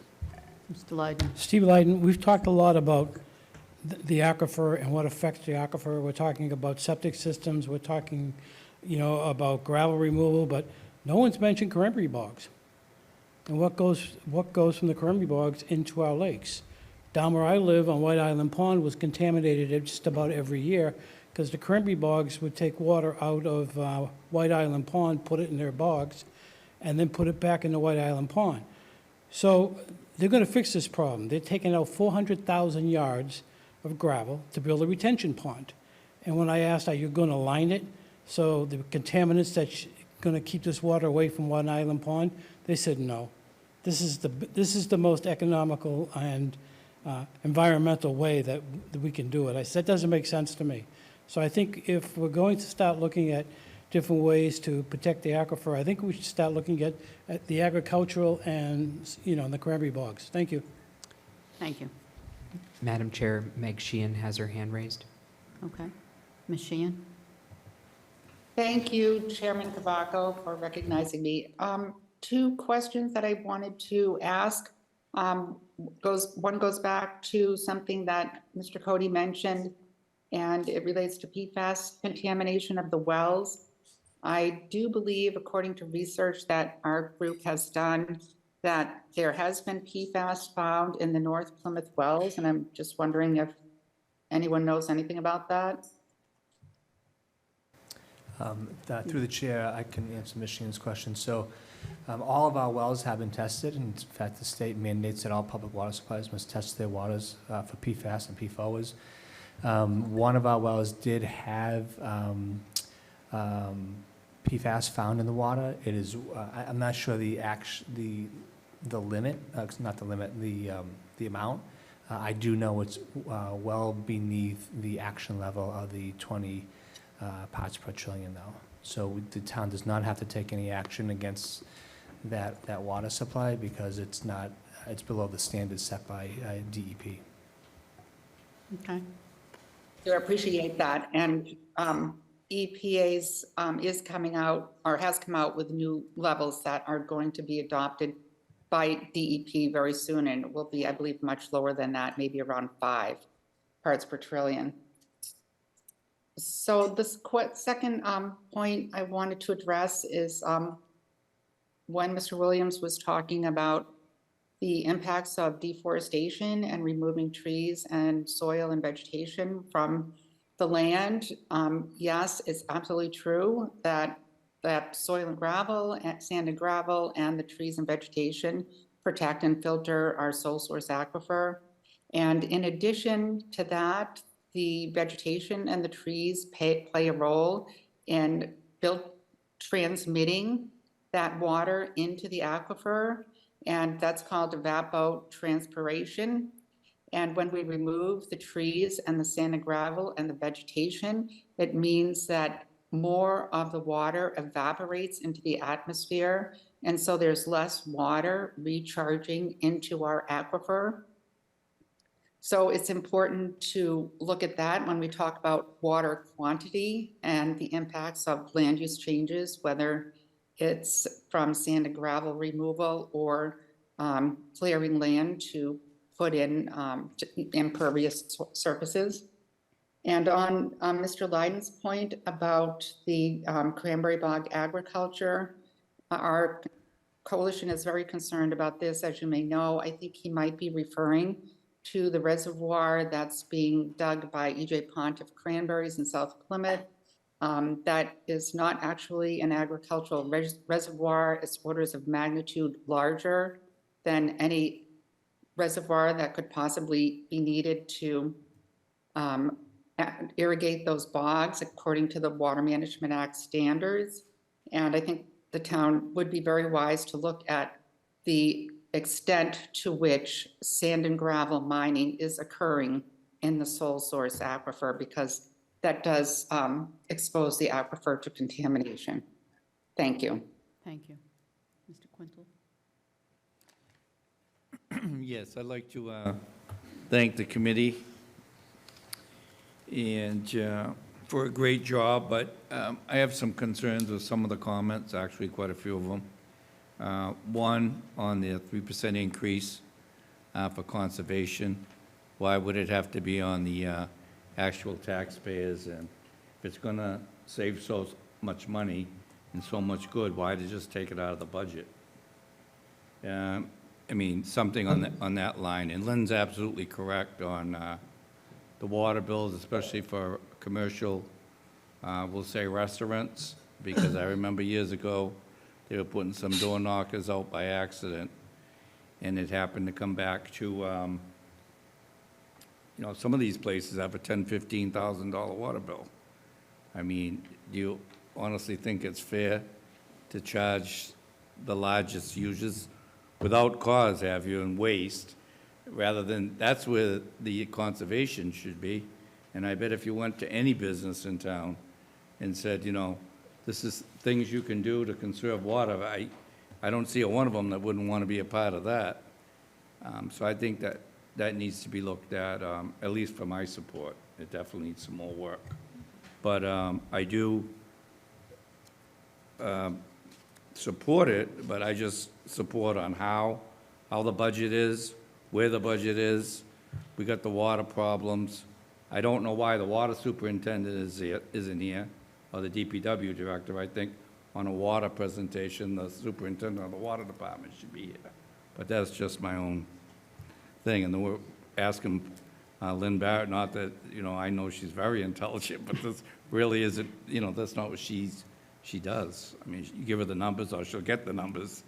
But as far as the operation and what's working and what's not working, that needs to come from the superintendent or the DPW director. If not, both, and they should both be here. That's just my own opinion. If I could respond to the first part of your comment, I would like to clarify that you mentioned taxpayers. There's no taxpayer skin in this game. we're talking about putting a 3% conservation factor on water customers' bills. And all the benefits that will derive from You're that. absolutely correct, so I mean ratepayer, let's use that word. Okay, yeah, and the ratepayers will benefit from that both short and long term. I mean, the obvious one, our pitch is that long term, if you can just delay an $8 million well a couple of years, this is going to pay for itself big time. But there's a short-term benefit too. If we've got somebody who's rolling out, whose job it is in the water division to implement water conservation programs that water customers can take advantage of, that's a benefit for a modest 3% surcharge on the bill. And by the way, that sort of approach, a conservation factor, is used all around the world for utilities, both water, electric, and gas utilities. That's how conservation programs very often are funded. And, you know, a lot of times they're much higher percentage charges than what we're proposing. Thank you. Anyone else? Any other board members? Okay. Thank you, Mr. Cody. As soon as we have additional information, we'll be able to move forward. The next order of business is the Symes House, and I believe that's Mr. Zuccarelli. You've got 1 minute, Bob.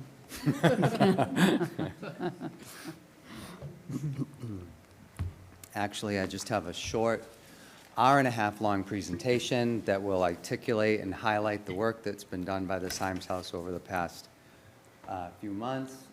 Well, We take should your get out of time. here We'll be by- back in tomorrow. We should be out by Christmas Eve.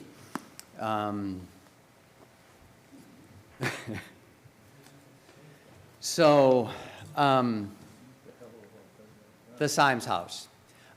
Here are some photographs of the Symes House as it was, and as it currently is today. Just for historical purposes, the Symes House was built in approximately 1863. In 1864, it was assessed at $9,000. In 1893, there were connections to the Hotel Pilgrim, a 20-room inn, and part of that was because of the proximity of the house to the beaches that are in Manomet. It provided a great respite for tourists and for other residents of Plymouth coming down from Boston in and around the North Shore. It allowed people a chance to vacation. In 1907, the Symes House was a nursing home known as the Broadview. In 1923, it was a girls' camp known as Camp Baisley. In 1954, the original farm was parceled out into 16 lots. These are some interior views of the Symes House as it is today. In 2009, the Symes House was taken for taxes. In 2010, the Symes House Foundation was established. In 2015 to 2017, the Community Preservation Commission and the Symes House Renovation and Restoration began and occurred. $4.5 million were appropriated for that restoration, and of which $115,000 are left from that original warrant. In 2022, the Symes House was taken back by the town of Plymouth from I believe the organization is the Manomet Village Steering Committee, because of some of the issues that had happened as a result of the Symes House not being able to become a revenue-generating site and tax purposes.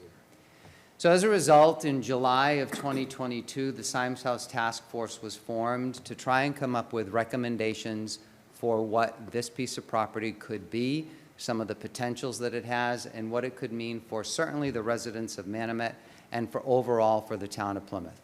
The task force was comprised of Mr. Derek Brindisi, the town manager, who served as chair as the task force.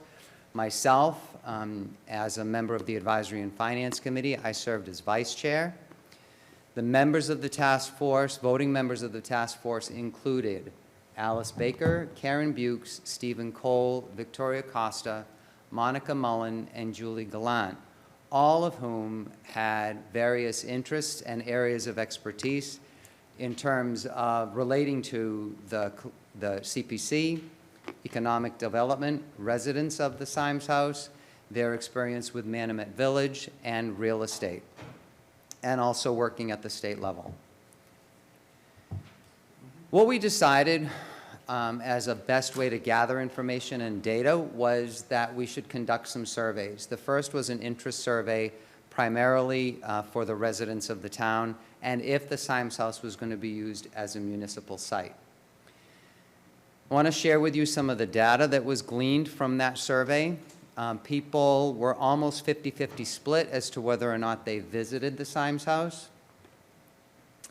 And if it were not used as a municipal purpose, what other purposes could people foresee the Symes House being used for? By and large, people would like to see an arts and entertainment center as part of the use of the Symes House. Professional building and as a bed and breakfast closely followed.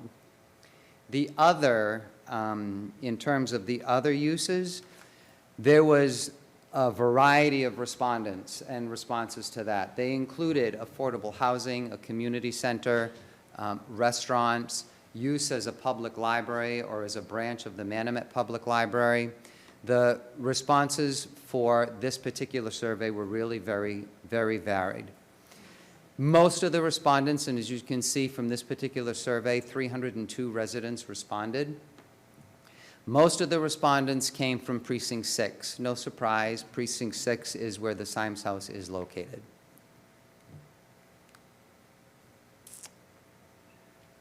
Residents did favor the use of the Symes House as a satellite town hall.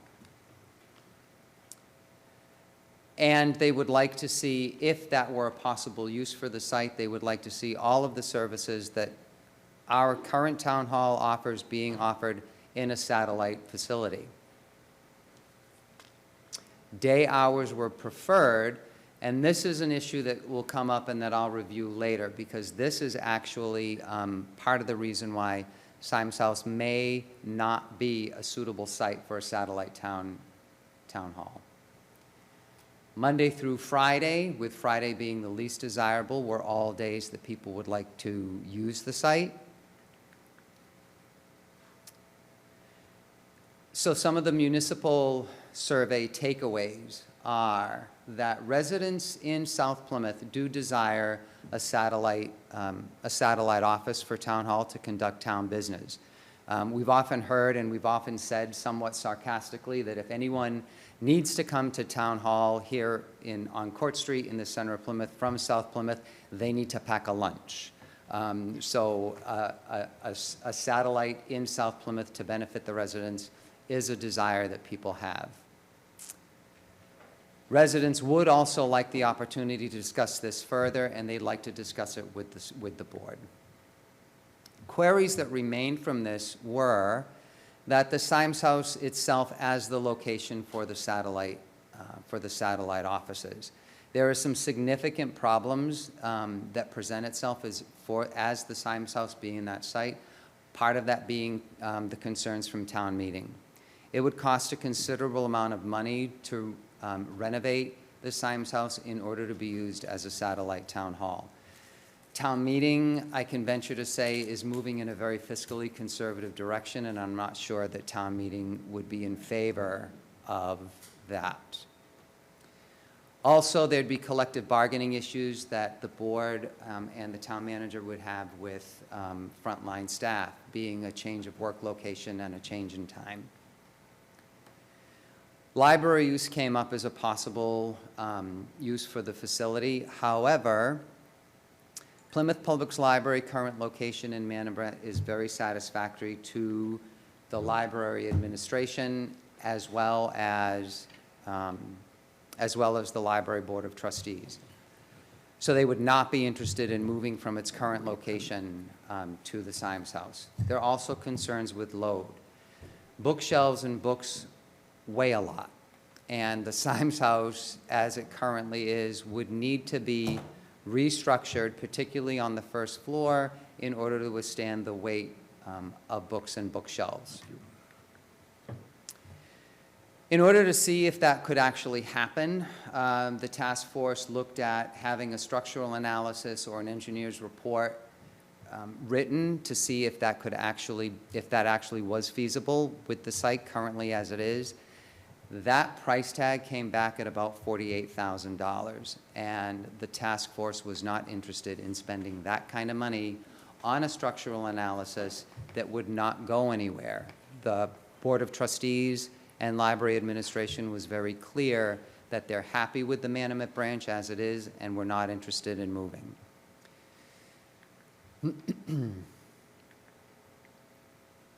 We also were approached by the Housing Authority. The Housing Authority is interested in finding itself a new location. Currently, they're at 130 Court. However, for the Housing Authority to go into the Symes House, the desire is that they would be able to purchase the building, not rent or lease. We surveyed nonprofits across the town to see what their interest would be with the nonprofit agencies and representatives in the town. So they all were 501Cs. The 7 respondents that turned in responses for this, they are based, for the most part, in Plymouth. About 72% of the nonprofits surveyed are based in Plymouth. And they've been in operation for excess of 10 years. Most of them have board members in excess of 10 members, and they provide a variety of services. The other that you see, most are all community services. The other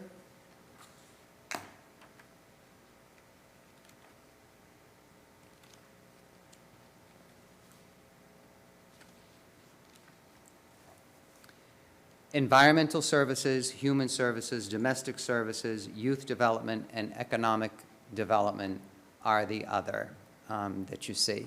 The others are all pretty self-explanatory. The nonprofits, for the most part, do plan to expand. And they would like to visit the Symes House. However, these 2 slides are somewhat they provide some questions, and they left me personally with some wonderings. They want to visit, they don't want to visit, they would like to visit, they're not sure if they would like to visit. By and large, nonprofits are attracted to buildings like the Symes House because of their uniqueness. So the decision and the responses about whether or not it would be a suitable location is almost evenly split. Nonprofits, as I alluded to earlier, tend to like buildings like the Symes House because they are unique. Architecturally, structurally, historically, they offer little nooks and crannies. They offer things that box buildings don't, and nonprofits tend to like those characteristics. The nonprofit takeaways, they were all 501Cs based in Plymouth. They all provide a variety of services. They all plan to expand. They tend to like buildings like the Symes with this kind of character. Some of the questions that were left, is this a viable option for a 501 organization? Part of the query that the respondents had was what kind of a lease agreement, what kind of an agreement would the town be offering them? And finding the right 501c organization to go into the facility. So that would take some marketing, and looking for the right 501c, the right nonprofit, would mean not limiting the organization that would go in there, that would take possession of the building and use the building as a site. The business survey, whereas the nonprofit survey showed some favor, the business survey provided a completely different outlook. Their businesses are located in Plymouth for the most part. They've operated for 10 years or more. They are open to the public. They employ 11-plus people. They service more than 10 customers. And they provide a variety of services. The other that you see, question 6.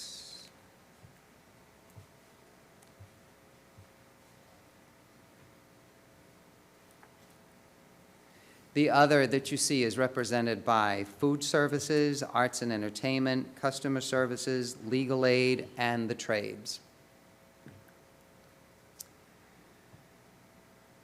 It's almost a 50-50 split as to whether or not the businesses plan to expand. They are not considering relocating for the most part. And they have not visited the Symes House for the most part.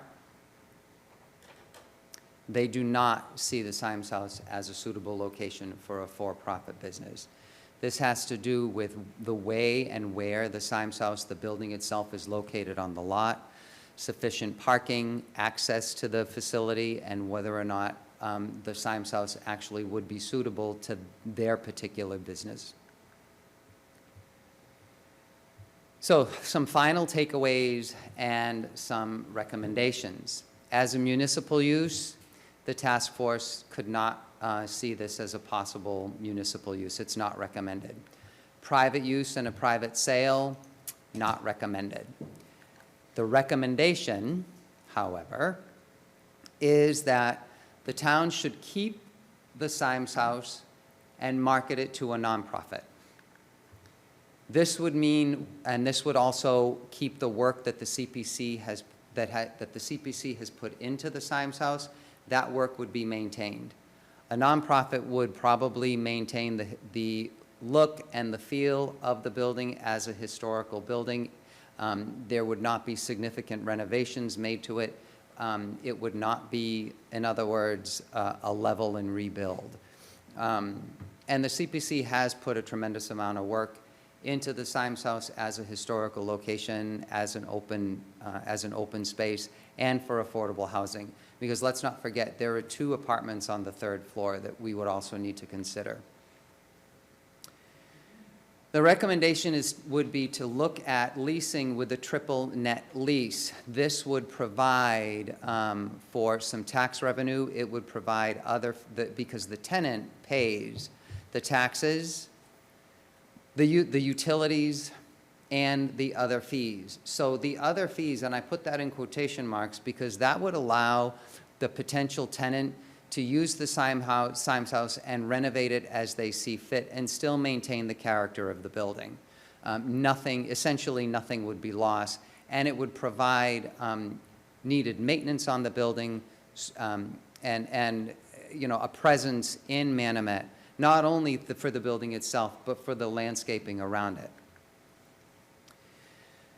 The duration of the lease would be something that would be key to negotiating with a nonprofit, partly because given the times that we're in and with cost for materials increasing and due to inflation, the duration of the lease would need to be structured in such a way that whatever nonprofit decides to take over the building, whatever nonprofit the building is marketed to, would have the time to make it a success.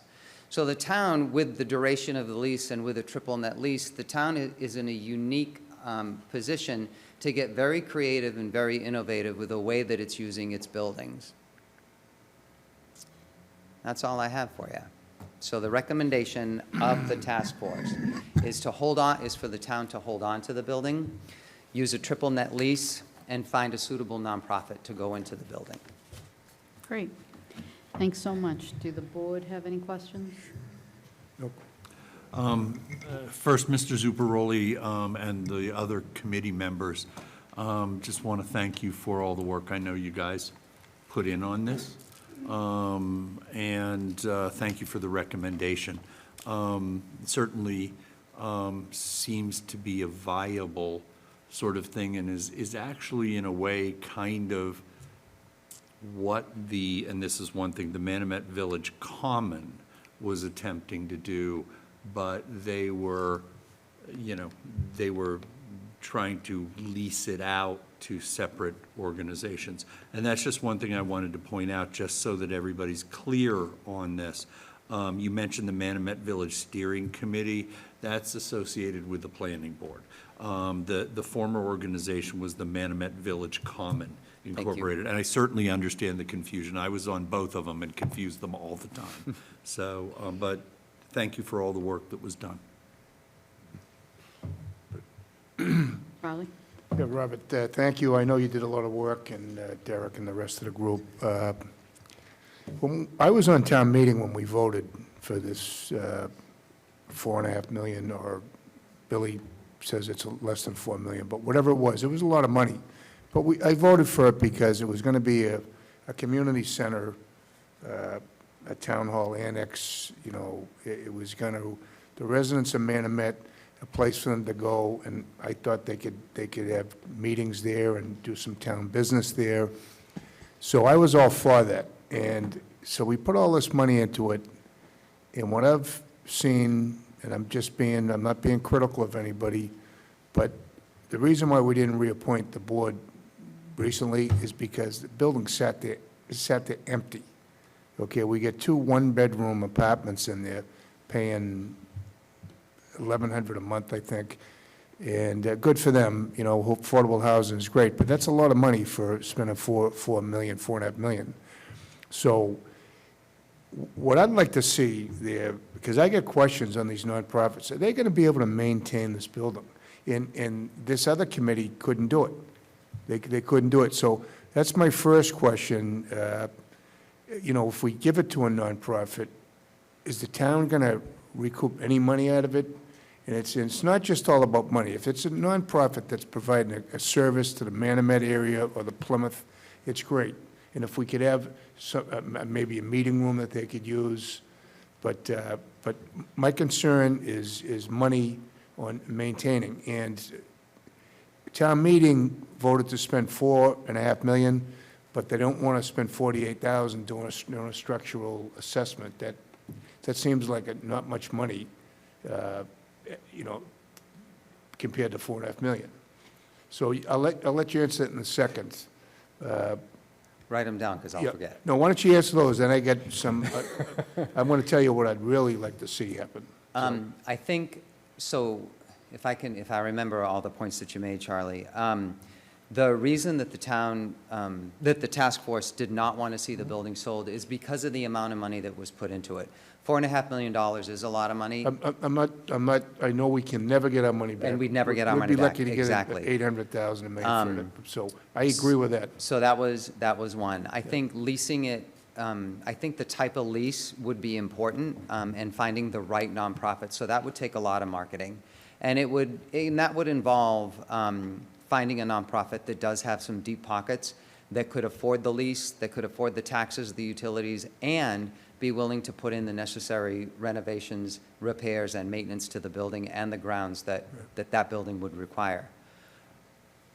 Next. You think you can find somebody that could do that? I think if So what happens if they come back to us, and they're already in there, and they come back and we can't pay the triple net, we can't pay taxes, we can't pay the lease, we can't. Goodbye. Yeah, we're going to be in the same boat. So Goodbye. The town maintains ownership of the building, so the town is essentially the landlord. I think the easiest way that, for me, this is how I understand, this is how I helped my brain understand it. Remember, I'm a reading and language arts teacher, so real estate and numbers, not necessarily. The triple net lease would keep the Symes house. The town is still the owner, the town is still the landlord. So they're responsible, the nonprofit, whatever tenant goes into the building is responsible for all of that. Yeah. The town maintains ownership. If you can't pay the lease, you're out. On the flip side, for the tenant, the triple net lease is really almost like a mortgage. They have the opportunity to really take ownership of the building, to really put their mark on it, put their stamp on it as their own. And then after the certain period, after, a 5, 7, even a 10-year lease, I think the town would be in a really unique position to offer that nonprofit the sale of the building, because by that point, enough revenue would have been generated that the town may have recouped some of its losses. The nonprofit would have built up equity, they would have built a foothold in the community, and why not buy the building that they're in? I mean, the triple net, that real estate that's worth a lot of money. I can't imagine what the taxes would be on that building. So how about this scenario? This is what I envision, at least talking about. Did I answer your questions? You did, yeah. Okay. No, so here's what I envision, is we have a library in Manomet down the street from where the Symes House is. We own the Symes House. Why don't we sell the library and move into the Symes House? And here's the thing, is the trustees don't like it, the staff isn't. Guess what? The taxpayers own the library. The trustees don't own the library. So it's up to us to tell them what we want to do. The town manager, if he thinks it's a good idea, if we can use that Symes House as a municipal building for what we talked about, stickers, permits, taxes, and also move the library over there and sell the library. So I think there are two things, two parts of that, and one addresses an earlier question that you had, and that regards the $48,000 for the structural analysis. Okay. That wasn't a town meeting issue. That was a bid that came back to the task force when we put out for bids to try and find a structural and engineers report. And the task force decided that that would be a waste of money because we had, in our very first meeting was August 2nd, and the library director happened to be there. We went through a tour of the building. Afterwards, I was tasked with meeting with the library director, or at least talking to her, to see if there was any further interest that the library would have. Also, the members of the trustees. Let me stop you right there. It's not whether they're interested. I really believe that the town owns the building, and the taxpayers own that building. I'm not disagreeing with you. So it should be up to what we as a board and the town manager, if we think that that's appropriate for them to go into, and we can use that as a municipal building, they move in there. And then- There's other issues with that, Charlie. What's the other issue? In the library that they're in now, there's a specific line of sight that they can see in every single room where their desk is. In the Symes House, they cannot. It's Well, what? I don't know if I'd want to have my child on camera somewhere, just saying. But I think the board vetted that, and we've asked them to come back with these, suggestions and recommendations. And I think if we can find a nonprofit that can hold their own and we actually get some revenue out of it, I think that's great. So, and I am the liaison to the committee. I don't know. My only issue with, not my only issue, one of my issues with forcing the library into a building. I'm pro-library, so I don't want this to come back. I'm not saying that you're not. No, I just want to know, they know, because I'm there all the time. Yeah, no, I I'm love the not saying that library. you're not. I'm just Right. saying, so I'm trying I to be think. fiscally- So let me use other language. I think to force a department into a facility that, one, they have no interest in, two, it's not practical for the use of that department. I believe that the select board would create more problems than they would solve. And again, just the physical structure of the building and the layout of the building, it doesn't allow for it doesn't allow for a good flow. It doesn't allow for ample space or proper use of space. There would need to be considerable renovations done to the building as it is now in order for it to function as a library. And I would caution the board to force a town department into a facility that they have no interest in using.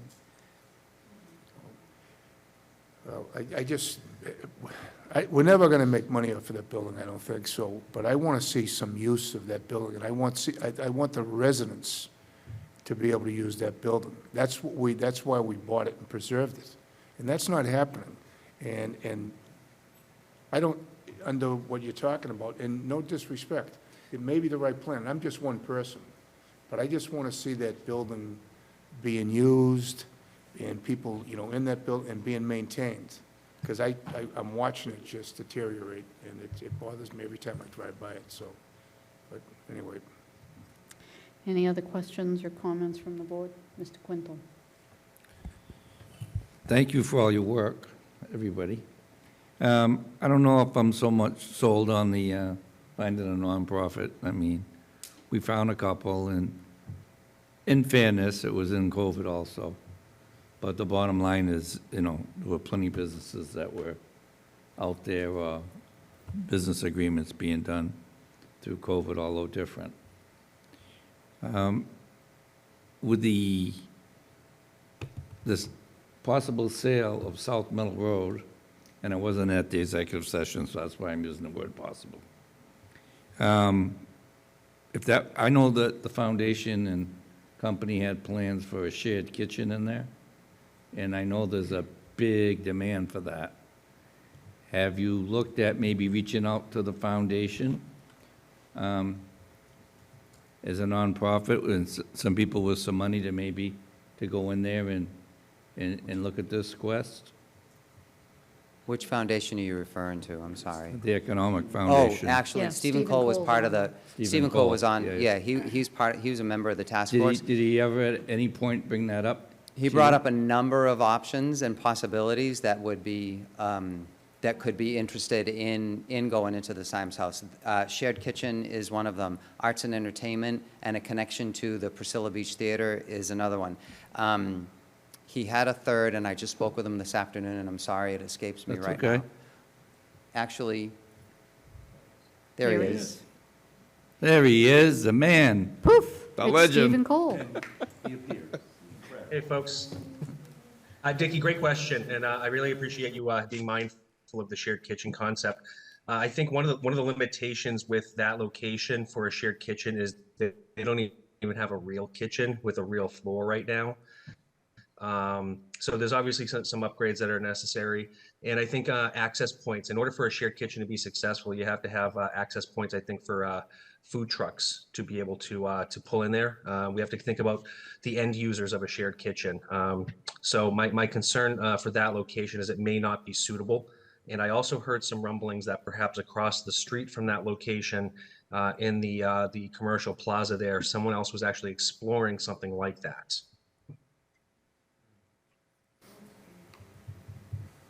What were your other suggestions? Do you have anything else that you think might go in there? Robert just touched a little bit on adding a pipeline for the successful Priscilla Beach Theater Group. I understand those kids age out at a certain point, and I think there are other theater groups in this area that could benefit from having their own space. I think it provides unique opportunities, something akin to Cape Playhouse. When Robert and I spoke earlier, he had some other good examples of arts and entertainment venues that could draw more people into the region and spend more money. There's certainly restaurants that can support something like that. And just to put a little bit of a number on this, I was talking to Bob Hollis not long ago on a project we were working on together, and I understand that they have 70 to 75,000 ticket sales annually. And now, naturally, they're an established brand, they're an identity, they have a full staff that's able to schedule events. But I think that's just given the success of the Priscilla Beach Theater Group, maybe something like that could also create a pipeline for some of the older kids, and also maybe attract some high-level talent to Plymouth for a summer or a portion of a summer for original shows. The two examples that I referenced were the Westport Country Playhouse and the Goodspeed Opera House. Westport, Connecticut and East Haddam, Connecticut were pretty much summer places, and when these two facilities were taken over, I mean, we all know Westport Country Playhouse, it was Paul Newman and Joanne Woodward. The level of talent and the caliber of talent that Westport Country Playhouse attracts, as well as Goodspeed Opera. Goodspeed brings Broadway shows to East Haddam during the summer. Westport, same. They also are able to have a lot of cross-pollination, if you will, with some of the theaters. And Westport on Broadway and Westport itself and East Haddam come alive during their seasons. And that's all because of the types of facilities that they have, and something that started really as summer stock that has grown tremendously over the years.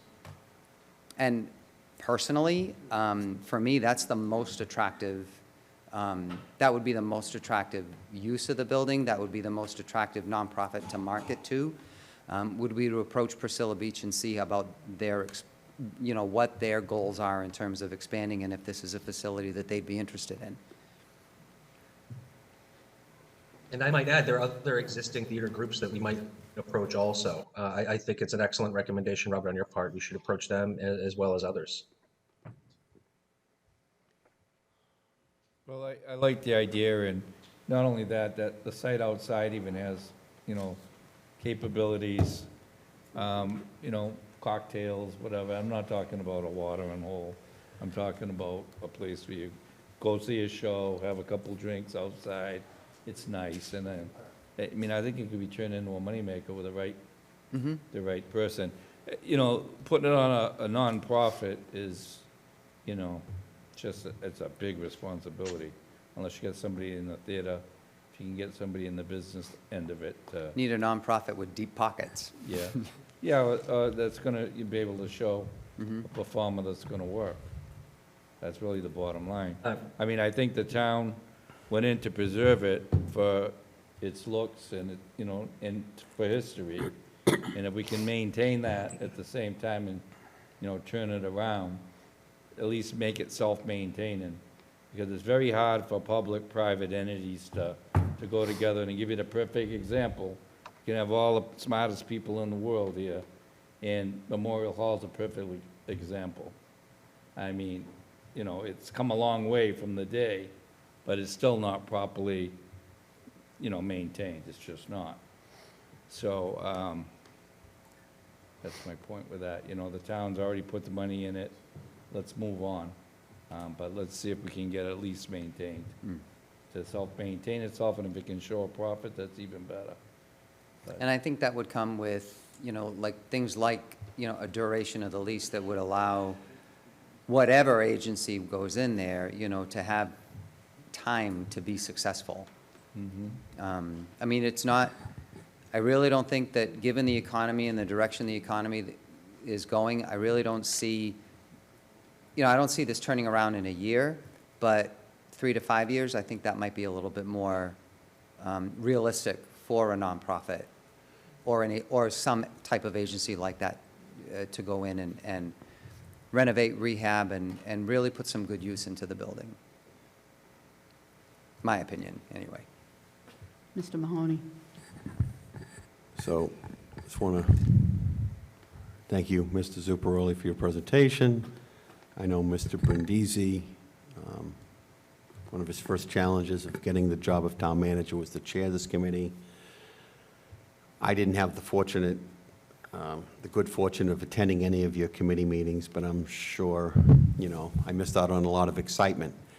Having said that, we can talk about whatever the number is. The community has invested numerous millions of dollars into this building to preserve this building for the village of Manomet. It sits on roughly an acre of land, and that was the intention when we embarked down this road about a decade ago. So the town manager just shared with us, I had the laptop up, a letter from the Library Board of Trustees.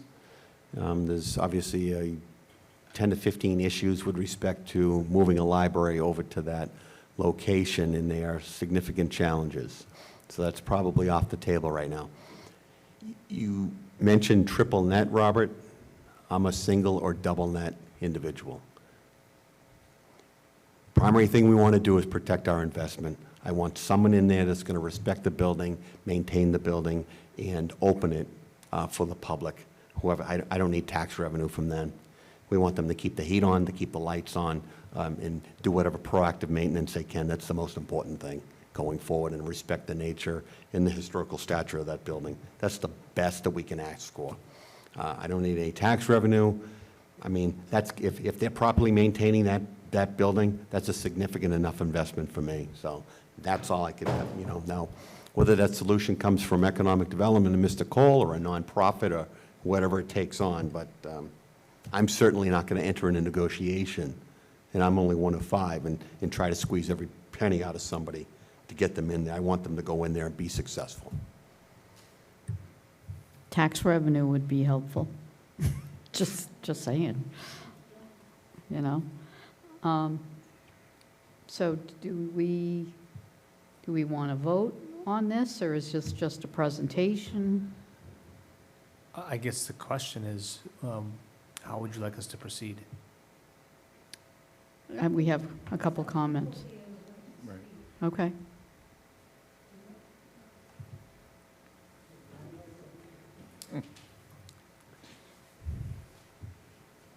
You get 2 minutes, Bill. Thank you. I don't need 2 minutes at all. I just wanted to make one clarification, that it is $3.8 $8 million million, yeah.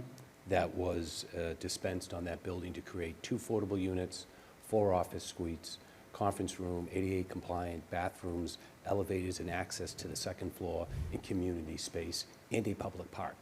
So if you start to think about what we're poised to do at Stevens Field at nearly $4 million, move a few tennis courts, and what we were able to achieve there, I think people need to put in perspective what we actually spent at that location to create these amenities to support this village center. I think Manomet is a village that doesn't get the attention that it needs to get. There are lots of residents in this location in southern Plymouth, and the idea was to create a building that would bring community-enhancing features to the village center. I think we have an opportunity to look at other opportunities. I think the working group did a great job analyzing as much as it could, but I think there's still some work that we need to do. If we are going to start to move to put it back out to bid, we have to take into account the experiences that we had on the first bidding process and where we are today compared to how that bidding process went before. So there's things that, if you were to go in that direction, we would definitely have to revisit to make it more likely that they succeed. But the more important aspect of this is that we always have to keep an open mind out to other possibilities at this location, a municipal use, a library, some other efficient use, because now the town of Plymouth has 2 buildings in this village center, and they want to be efficient about their cost. And we are encroaching on some tighter, leaner years, and we need to be thinking about consolidating our expenditures in this location. I think this building offers quite a bit. I do know that at one point we had offered to do a structural analysis of the building for the purposes of books, which is a straight-up analysis that costs a couple of $1,000s. By the time that the $48,000 referenced bid went out, it covered a lot more than just structural. It was conditions of current conditions and pictures, and it was a thing that went out to bid through your procurement office. There could have been a more efficient way of getting an analysis of that basic question about support and books and structure.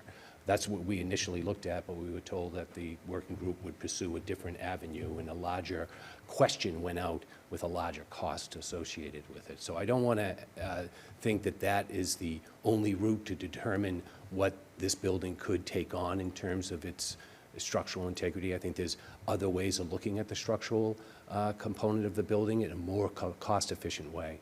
So I think we should just keep our minds open to these other possibilities of the village as you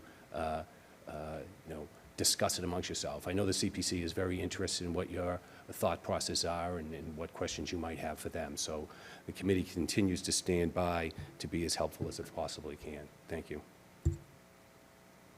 Thank you, Bill. Steve? The dream goes on. It turns out to be a nightmare. The dream went on that this was going to be a community center. This was going to be a community center. We're going to have a gazebo. We're going to have concerts. We're going to have weddings. None of that happened. We had 2, nonprofits that took over the building and got nowhere. The guy across the street put signs up that if you park there and you go to the Symes house, he's going to tow you. So they have no really parking, so I don't know where you're going to get these venues to have, you know, shows and cocktail parties and all this other stuff. They were going to have the Charlie tree. They moved the Charlie tree. It died. The next one they put in, it died. I would sell this building. Why are we keeping this building? I know it's going to cost money because it's got restrictions, but every year it's going to cost money to keep this building, to maintain it, and to, you know, mow the lawns, cut the grass, you know, plow the driveways, and for what? We're never going to get our money back. It's a white elephant. It's time to let it go. I'm sorry, but, you know, the history was great, but, you know, I'm interested in the future. I'm interested in, I know, John, you say you don't care about the taxes. I do. You just saw what the taxes are going up. You know, we need what we can get. And spending more money, and this building is going to cost us money, not make money. So I'm sorry, I think it's gone as far as it can go. Nobody wants it, the library don't want it, the housing authority doesn't want it, you can't get a nonprofit that wants it, so sell it. Thank you. Madam Chair, Pat Edelman has her hand raised as well. I get what John Hi. is. Oh, who's up? Mrs. Bukes. Oh, sorry, Mrs. Bukes first, and then Pat. Sorry. Okay. I get what John is trying to say, if they put the money into it and all of that, I get that. But I want to say, as a member of 2 nonprofits that were in there, it was a total failure, and we tried very hard, put our own thousands of dollars into it. John Moody put over $12,000. My husband and I must have put in 2 or 3. Our time, our effort, it was for Manomet. We believed in it. We still do. But if you think, I'm here to tell you the truth, that you're going to put a nonprofit, unless it has a lot of money, a lot of service, it's not going to work. If you can get somebody in there that would reconstruct that kitchen, take some of the profit for that and share it with the town, try that too. I like the idea of the entertainment. I like Stephen Cole's presentation. And by the way, the committee did do their best. They were sincere. Robert did a lot of hard work. I will give you that, Robert. But I never heard from the library. Robert went.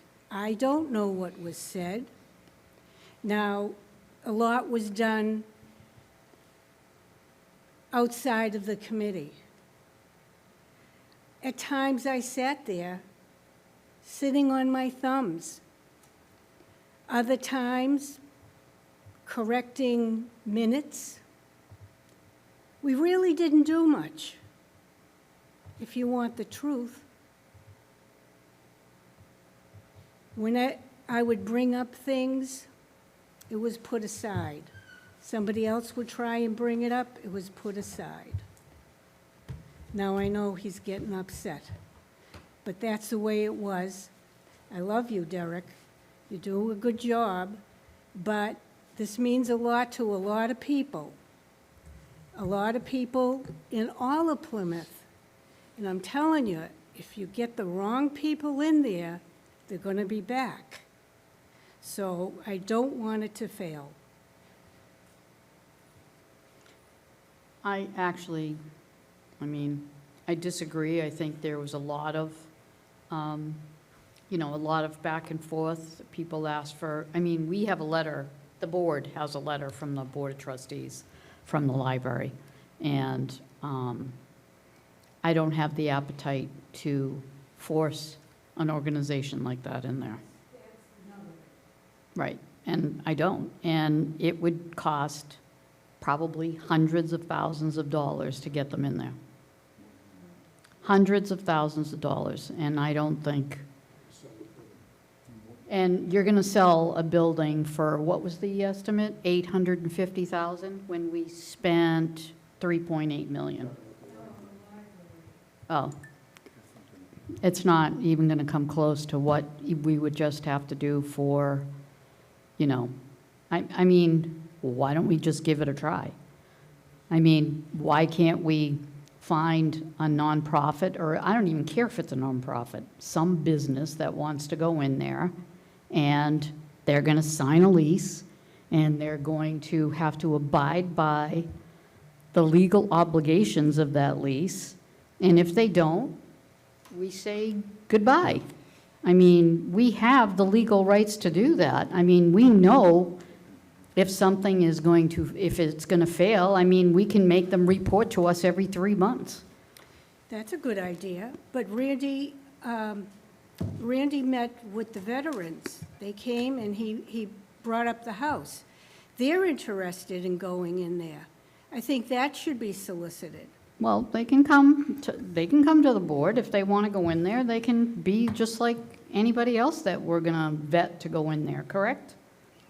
But I don't even blame a person like Stephen who says sell it. I don't want to sell it. But I don't blame the people who say that because they just see a big pit. Karen, you know me by now. I never wanted it in the first place. And I was absolutely insane when they took the commercial kitchen out of there. So I like I said, but it's ours. We spent a lot of money on it. The residents spent a lot of money on it. And I think that we just move forward. I have every faith in Derek and Brad to vet what we need to go in there. Me, I don't care if it's a nonprofit. I don't care if it's Mickey Mouse, as long as they pay the rent. I do want revenue. I'm not looking at unicorns and rainbows that, you know, just keep the place going. If we can get revenue, we should get revenue. So. I have a question first. This is either for Robert or for Derek.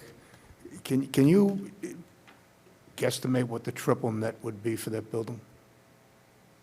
Just, I mean, it's not exact, but if you can roughly. We have to look at the assessed value. I know we just talked about that, so it'd be the assessed value, the lease payment. It would be the assessed value of the lease payment and the utilities. Any idea what that would come to?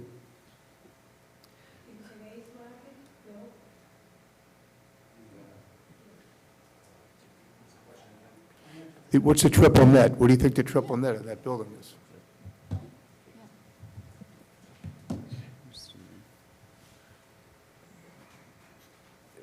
What you're really starting to talk about are the details of a lease agreement that you would have with an individual. I'm just trying to figure out what the cost would be for that building for a nonprofit. It would be limited to what you're going to get per square footage, per floor, which partially we might bring in. But it's really, you know, it's a very limited amount of money you're going to be able to negotiate to perform over a period of time for the square footage you have. So I think that where you're getting into triple nets, you're getting into a design of a lease that really is outside of this discussion for this point. I think we all know that if you're going to lease it, it's going to be on a case-by-case basis. It's really going to be really based on what you put out to bid in terms of an RFP.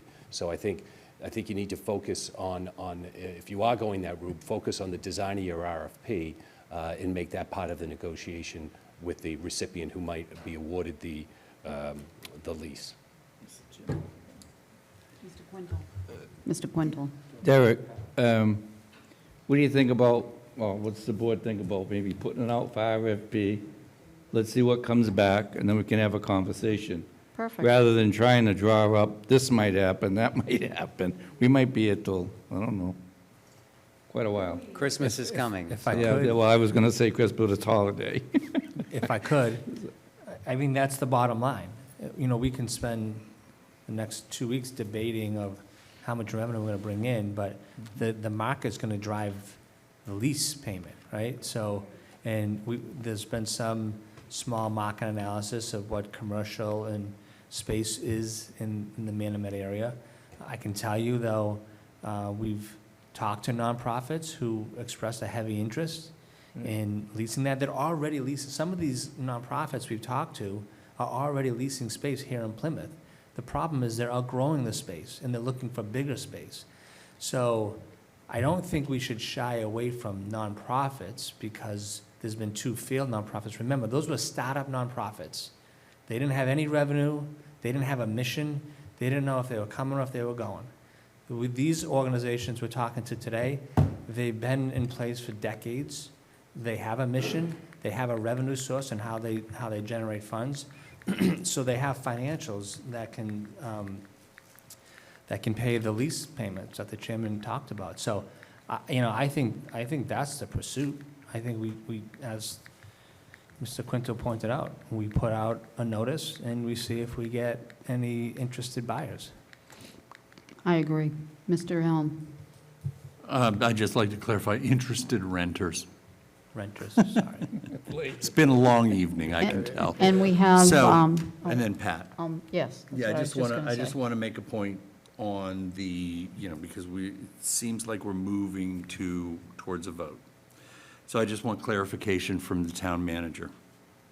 This RFP would not require any more taxpayer dollars to be spent on this building, and it would give us revenue.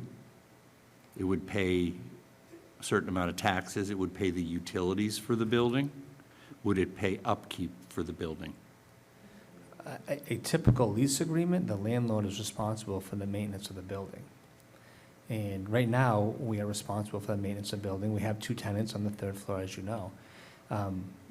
I do think that there's gonna be some upfront costs. Right now, we have 1 floor, maybe 2 floors, where we have damaged walls from water damage. That has to be repaired. We asked the facilities director to walk through there with the DPW director. They made a small analysis of the deficiencies. We'd have to assign a cost to that, but I can say, most potential tenants are gonna want this to be in optimal condition before they move into the building. And there may be a So cost was with an examination of the deficiencies of the building, which I believe I suggested a long time ago, ever done? So we submitted a request for quotes to do 2 things: to analyze the structural integrity of the building for the purposes of a library, and then number 2, to do a conditions assessment of the inside of the building, so everything you just described. Correct. And that quote came in, 1 engineering firm came back, and they quoted to do those 2 analyses at $48,000. What about to do the one, since we wouldn't be looking at structural for a library? Somebody to estimate the fact that I can tell you when they redid this house, the windows were not reglazed. That's right. Okay. There were no weather stripping put in the doors. Okay. Well, I was in there at Christmas time, and the lack of glazing on the windows, you could actually see the curtains moving. That's right. Okay, so all of that sort of thing, the walls and all that sort of stuff. I know there is $115,000 set aside for painting the building. Could that be used for that? My concern is that as we go down this road, if we look at an RFP situation, and my overall concern is the taxpayers of Plymouth have already put a considerable amount of money into this building, and I think most of them would have difficulty wrapping their brains around putting hundreds and hundreds of $1,000s more into it unless we explore an income-producing solution. Maybe it's what Mr. Cole suggested, a consortium of entertainment concepts. But, I mean, that's, my concern is, I got what you said about there's going to need some costs in fixing some things that weren't done. Okay. I mean, but we don't know how much that's going to cost us. That's right. Not yet. So the facilities director and the DPW director went through the building last week. Again, they identified what they would find as weaknesses or deficiencies. The next step that they suggested is that they could bring in contractors to look at those and come up with some cost estimate, some ballpark cost estimates, before we go to hiring an engineering firm to do that. Okay, thank you. Ms. Adelman, and then Mrs. Baker. Thank you for allowing my questions. I was wondering if the tenants in the affordable housing would be displaced when we find a nonprofit or whoever you seek to lease the building. Actually, that was one of our concerns, and that whatever we do going forward, we would do everything possible to make sure that the two tenants on the third floor in the affordable housing units were to stay. And they have lease agreements that carry them through December of 2023 anyways. Thank you. Mrs. Baker?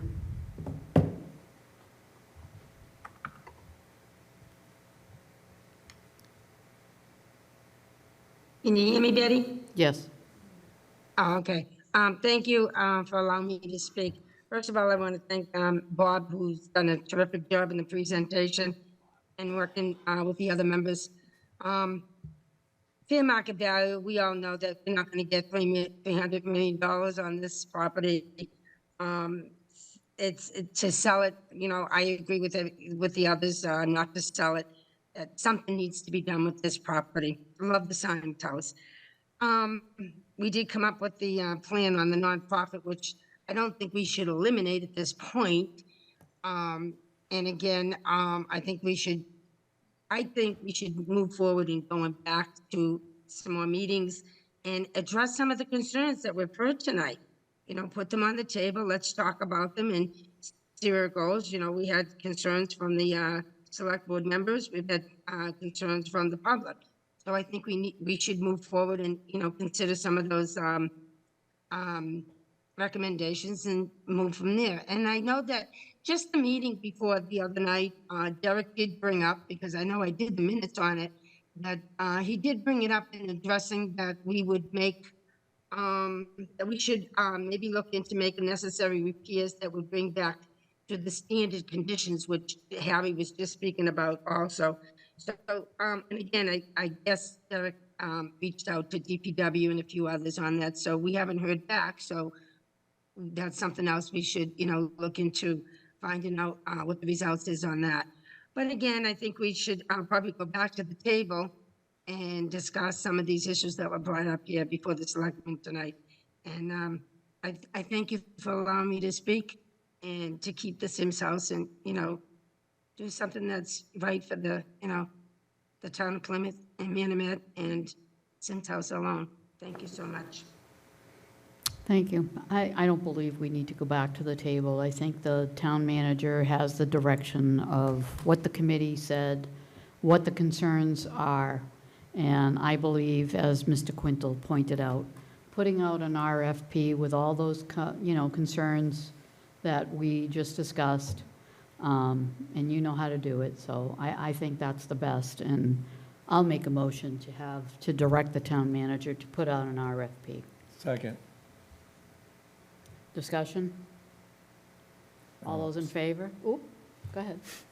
I just want to say, and when he comes back with his recommendations, if I don't feel at that time that it's worth carrying on, then I as a member will vote to cut it loose.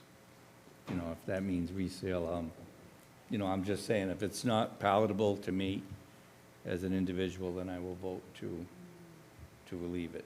I'm not saying it's going to, but I'm just saying, if the proposals come back and they're really not too strong, if you will, or, you know, if it just doesn't make sense to keep doing it, I'm not gonna do it. Just, you know, we need to move on.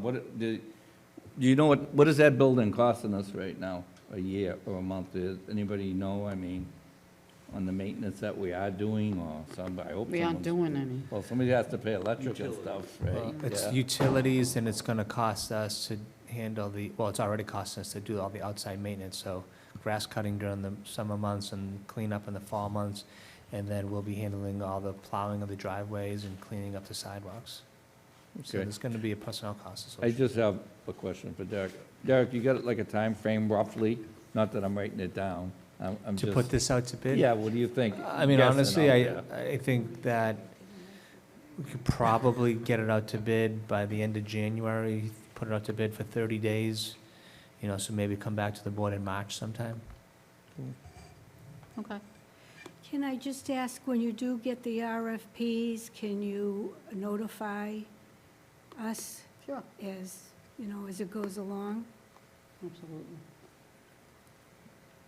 Okay. All those in favor? Unanimous. All right. Now we have the American Rescue Plan Act request. Good night. It's, I believe, are we tabling Brewster Gardens? We're going to table Brewster Gardens for this evening. So the Okay, request is so- $400,000 for Allerton Street Park. Right.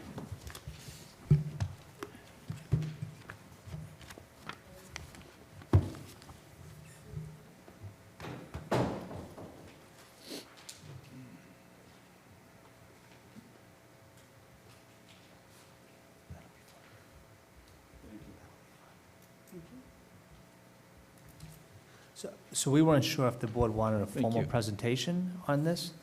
Yeah, sure. But as you know, Mr. Fayella is our Parks Director, and he's here to answer any questions. Thank you. Good evening. Thank you for your time. So I'm just going to read this memo while you can scan through that if you'd like. But the DPW respectfully requests that the Select Board consider the approval of $400,000 in ARPA funds, which would facilitate immediate improvements to the Allerton Street Park.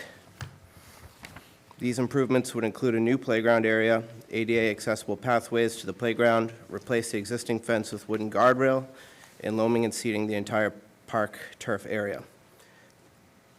The playground area would also include an ADA accessible poured-in-place rubber surfacing with ADA accessible equipment and pathways. The playground area will be relocated to the northeast side of the park.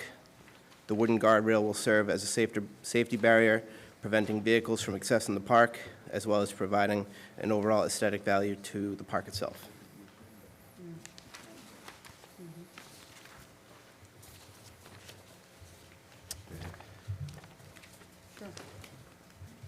Mr. So, Mahoney? Nick, the $400,000 ARPA money, is that from the county? No, it's our local money. That's our allocation. Okay. All right, so, and the second question, and I don't know if my colleague Harry wants to weigh in on this.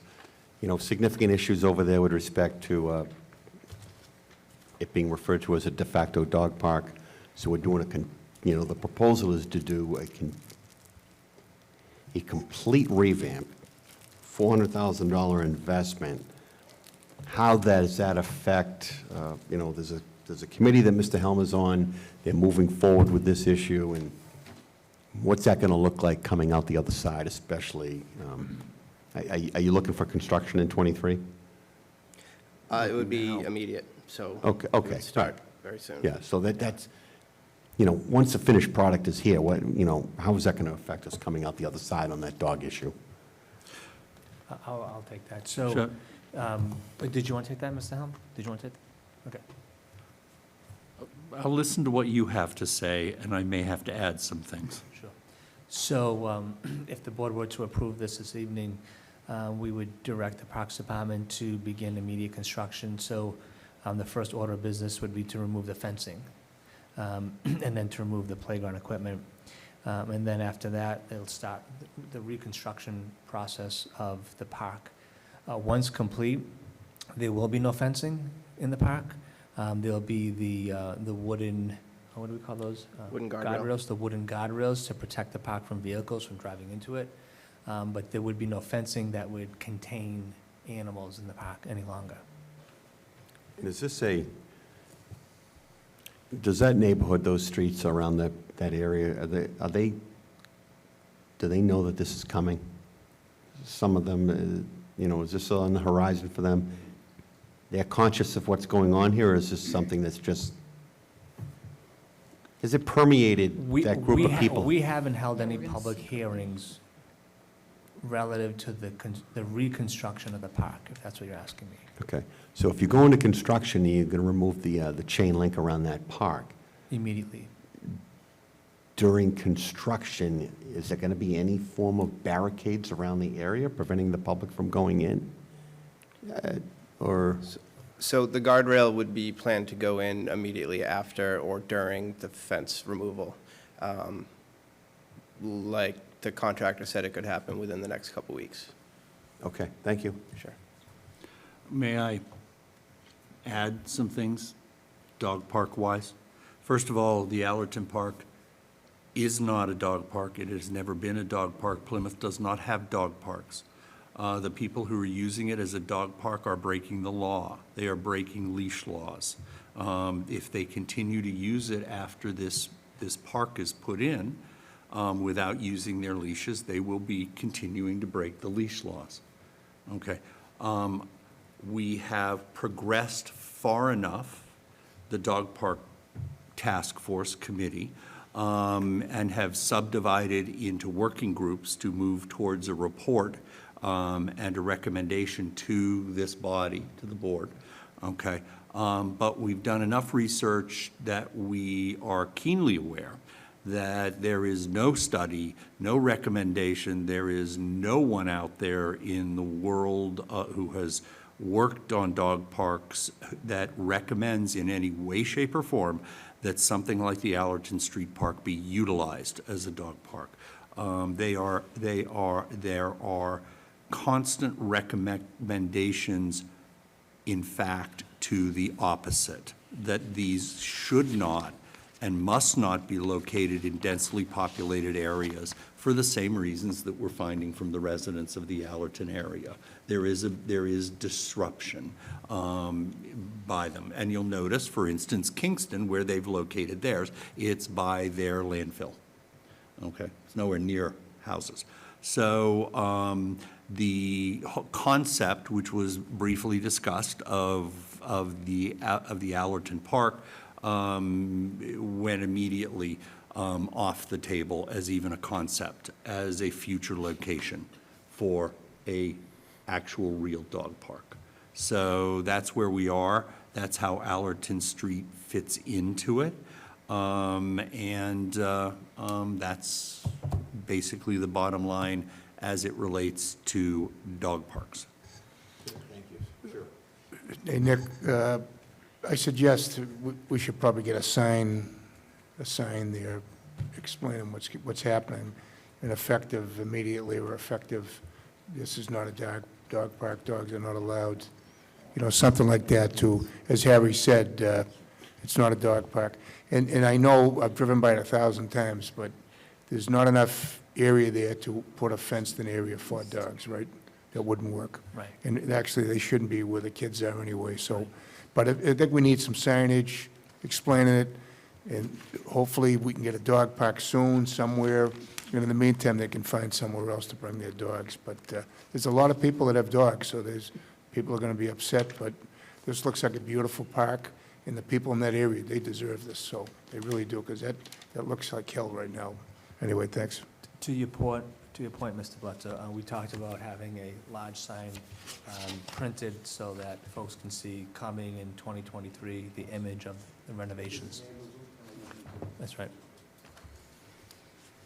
Okay. I think that's a risk you may want to speak. Okay.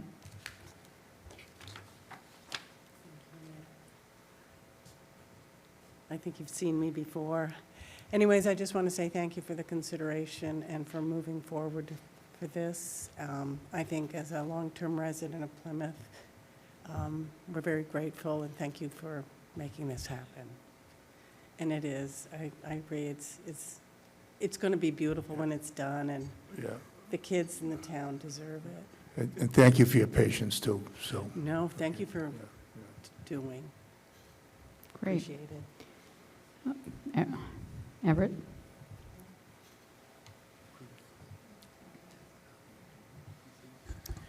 Everett Malaguti, Precinct 2. I just have a couple of questions. So the first one is, Since this is the first time I've actually heard about the reconstruction for this, I'm wondering, not just a sign saying coming attraction 23, but I'm wondering if, like we had for other concept designs or things, that the public can also see the design on the town website as well, too. The second question is, and this was actually brought up during the whole dog park issue, and it was brought up by Miss Ashley Shaw. Since this is one of roughly, I think, 2, maybe 3 playgrounds in total in town that are fenced in for children that have behavioral tendencies, that especially I believe her child has, that they need more enclosed spaces for that. And if we're just putting a simple barrier that doesn't really retain children within the playground area, that there's a fear that they could run off into traffic and all that, and we're losing an area that we already have that's fenced in. It's limiting the ability for residents to use the park for their children, since we're trying to be all-encompassing for ADA compliance and all that. If we're not fencing in that, I think we're taking part of the ADA off of the table for that, which I think still needs to be an issue for that. Thank you. The only problem, Yes, so this quote actually includes black vinyl fencing to enclose the Port-in-Place ADA accessible park completely. So in other words, the playground will be playground. fenced in separately, so that children with what's called elopement issues will be protected. Okay. Your first question, if you don't mind me answering. Yes, the designs actually, I believe it was discussed that they may be part of that sign that's put up, but also we discussed having this stuff on the town website, the materials, the design, all that stuff. So yes, to your first question. All right. And how, do we have a motion to approve? Motion to approve. Motion by Mr. Quintel, second by Mr. Blitzer. All those in favor? Name, roll call. Mr. Blitzer. Charlie Blitzer, yes. Mr. Helm. Yes. Mr. Yes. Mr. Mahone. And myself, yes. And that's unanimous. Thank you. Thank you. The next is the 2022 renewal certification for ABCC as presented in the agenda packet, and that's all the liquor licenses in town. Move them as presented. Second. Motion by Mr. Quintel, second by Mr. Helm. Discussion? All those in favor? Yes. Yes. Unanimous. Select Board article request for 2023 annual town meeting warrant. Do any of the board members have any requests? Mr. Mahoney.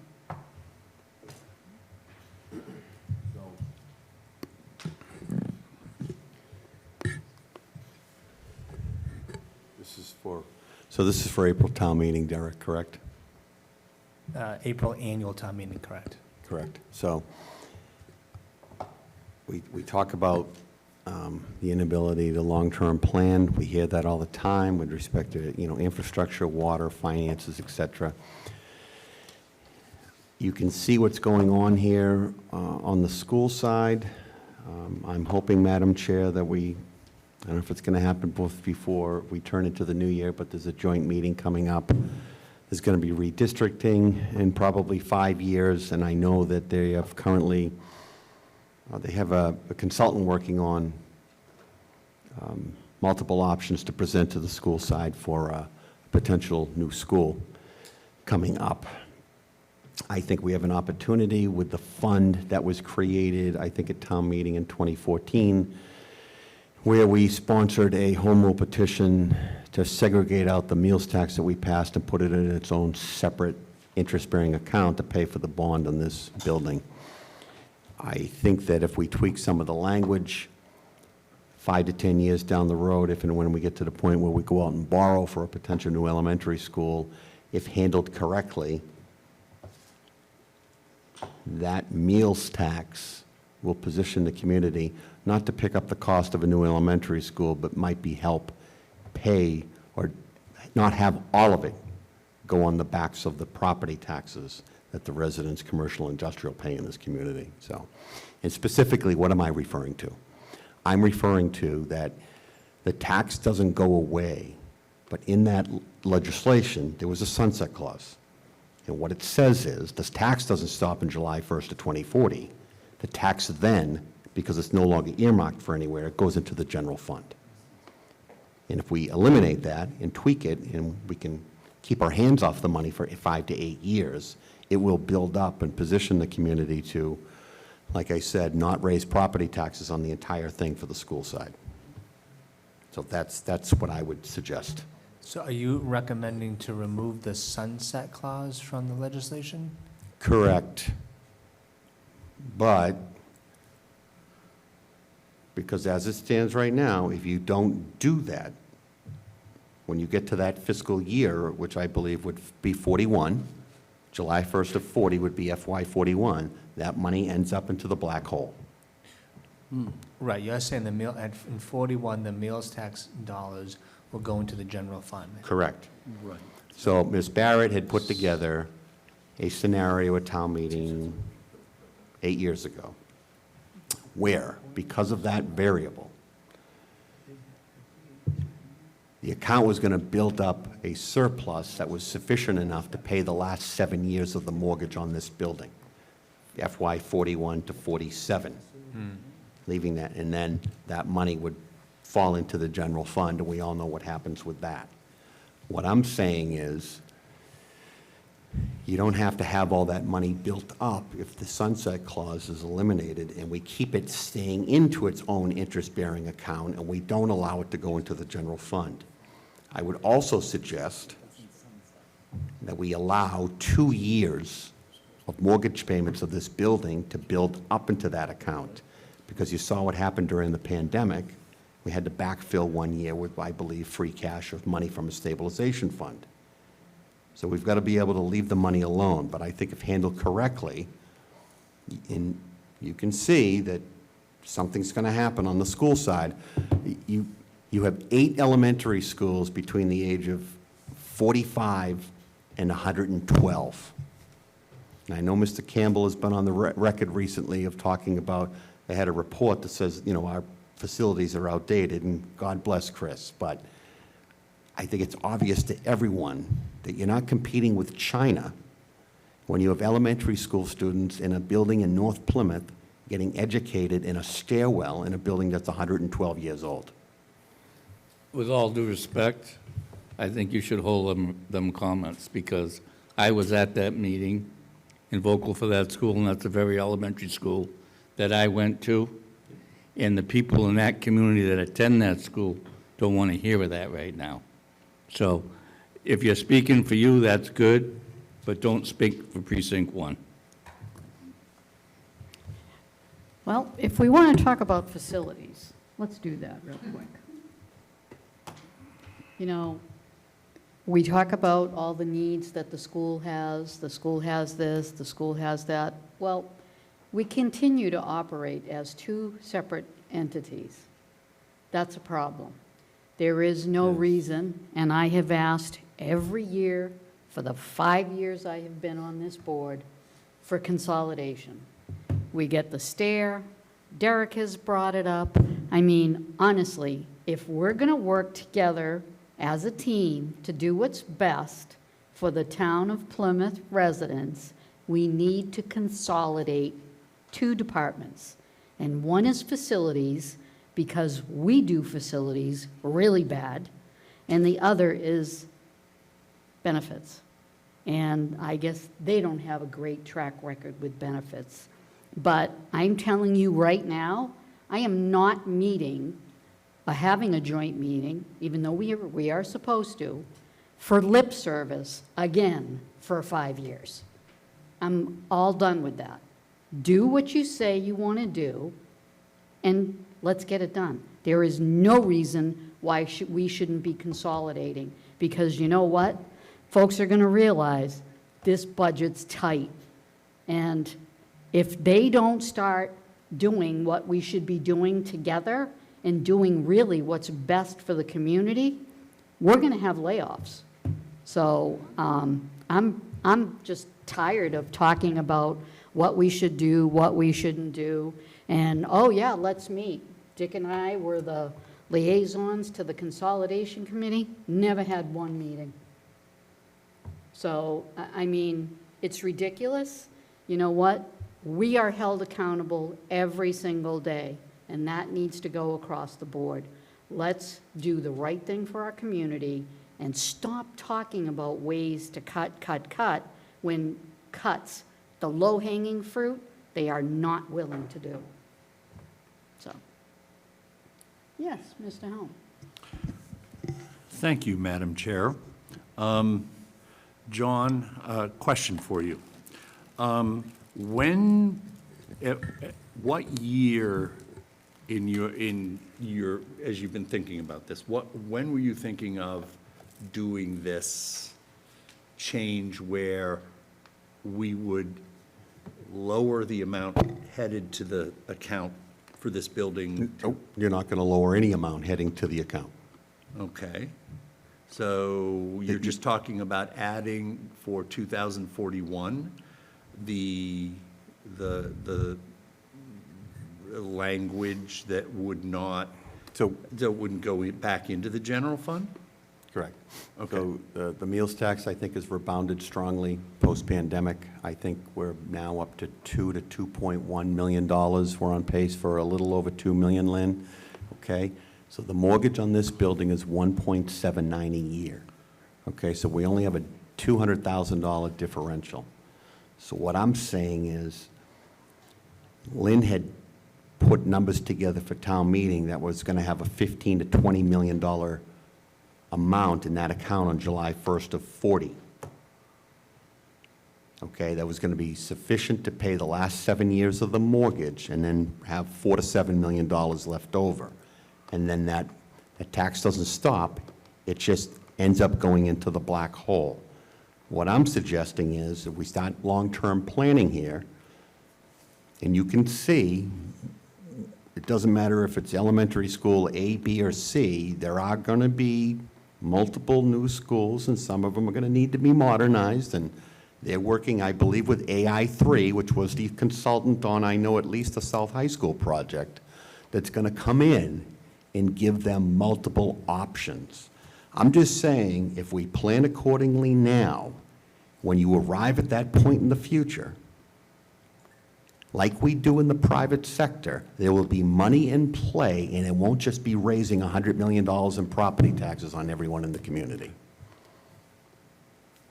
Mr. Mahoney, I totally agree with you. In fact, when I was running over a year and a half ago, I proposed this, to work proactively now so that wherever we're ready, the money doesn't just start going into the general fund. Right. Okay, but I have to tell you, okay, you and I are going to disagree about where it needs to go. And I believe that it needs to go into facilities maintenance. I don't think it should go to new schools. We've never seen a report from the school district about why we need new schools. We've never seen an accurate, actual discussion of why we maintain as many schools as we do when we've seen over a decade of declining enrollment. Okay, and I understand why our school spending continues to go up, and that is largely because of unfunded state mandates, but they've never really addressed to the FinCom in my time and my year and a half on the board what they're planning to do about the fact that they have declining enrollment, yet they want to keep all these schools open, and yet they also now want to replace some of them. So, I mean, for me, I understand and agree with what you're saying as a concept, but we're going to be at odds on where we believe that money should go. And I can tell you, if you're going to do a home rule petition, number one, it needs, as you know, it's a warrant article because it has to go through town meeting. They have to agree. You have to be very specific. Correct. Yeah, so right now, I wouldn't advocate for the money to go anywhere because you want it to continue to grow where you have some sort of annual buffer.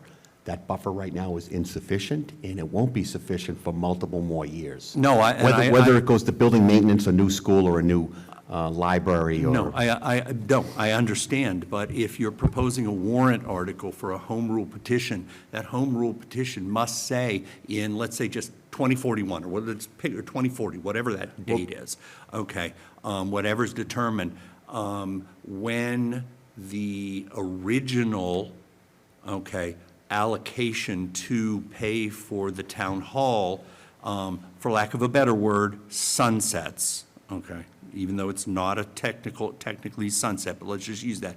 That sunsets and it starts going into the general fund. If you have a warrant article now and you're working towards that, you have to be specific about when it sunsets, what our town meeting members are proposing, having it, what it will go to. So, Yeah, we can I have- mean, but what I'm hearing from you is that it's going to go to the school department. No, I wouldn't say that. I think we have time to figure out exactly what we wanted to say. And I don't think I'm suggesting we go with a home rule petition. I want to amend the home rule petition that we got passed in 2014. I don't know how much longer I have here. All I can tell you is I'm not gonna stand by and do nothing and allow that money to go back into the black hole. And I will be standing right alongside of you, and I bet everybody on this board will be standing right alongside. Right, so we can you. always have those philosophical discussions over where we want it to end up, but it can't end up there. Yeah, but I know, but I just think in terms of, since we're talking about a warrant article and revising a home rule petition, which is at the state level, and our state delegation has to take it forward, that we have to, at some point in the very near future, okay, relatively near future, we're going to have to be specific. Absolutely. Okay. Completely agree. Okay. Anyone else? Because I know I have something. All right, so I'm sorry. Madam Chair, so are we going to have a joint meeting with the school committee by the end of January? So you haven't locked anything in yet? No. Okay. I think the school committee needs to prove that they're willing to do something instead of lip service, because you know what? I don't have the time to listen to it. Let's do it. You want to do it? I'm all there. I'm all for you. You just want to talk about it some more? I'm good. I can talk to a million people out here every day. So I want a commitment that they're actually going to do what they say and not talk about it again, because like I said, January, it'll be 6 years. Mr. Holmes. A question, did we ever receive a response to our proposal for consolidation of the concept? They said they were going to go away, I think this was last year? Yeah. No, On they an never offsite. did. Did they No. ever come back from the offsite No. and tell us? It's a long trip, I guess. Okay, so there was never the promised No. response. Okay. Correct. Just wanted to confirm that. Correct. Right. So, anything else? Do we have to vote on 100,000 for Bruce too? No, They we pulled it. They pulled it. we pulled it, yeah. So one of the things that I have, unless any of the other board members have anything else? Because I'm going to go here. I'm going. So one of the things that I've always talked about, and I know Derek's already tired of listening to me in his young 7 or 8 months that he's been here, building moratorium. You know, before we couldn't do any kind of building moratorium because of whatever reason that they came up with. Now, it's public safety. We have issues with water. And I think now is the time to have town meeting decide is if we're going to move forward with this. One of the things, John talks about water, water, water. Well, guess what? wells cost millions, millions, and millions. And I'm not going to sit here and approve millions and millions and millions for wells when we continue to allow people, large developments, to build. I mean, the walk is a disgrace that those people should have put in a well, and now we're going to suffer for it. So I want to find some way, somehow, to be able to put in some kind of building moratorium as a warrant article for town meeting, and, you know, hopefully have town meeting support it, because I don't think the residents know that a well is $7 to $10 million. And when we keep allowing all this building and water needs, and, you know, we're in trouble with water right now, and we need to do something to fix it. So I guess it's the DPW director should probably consider it a gift that he wasn't here tonight, because I have a lot of things to say about it.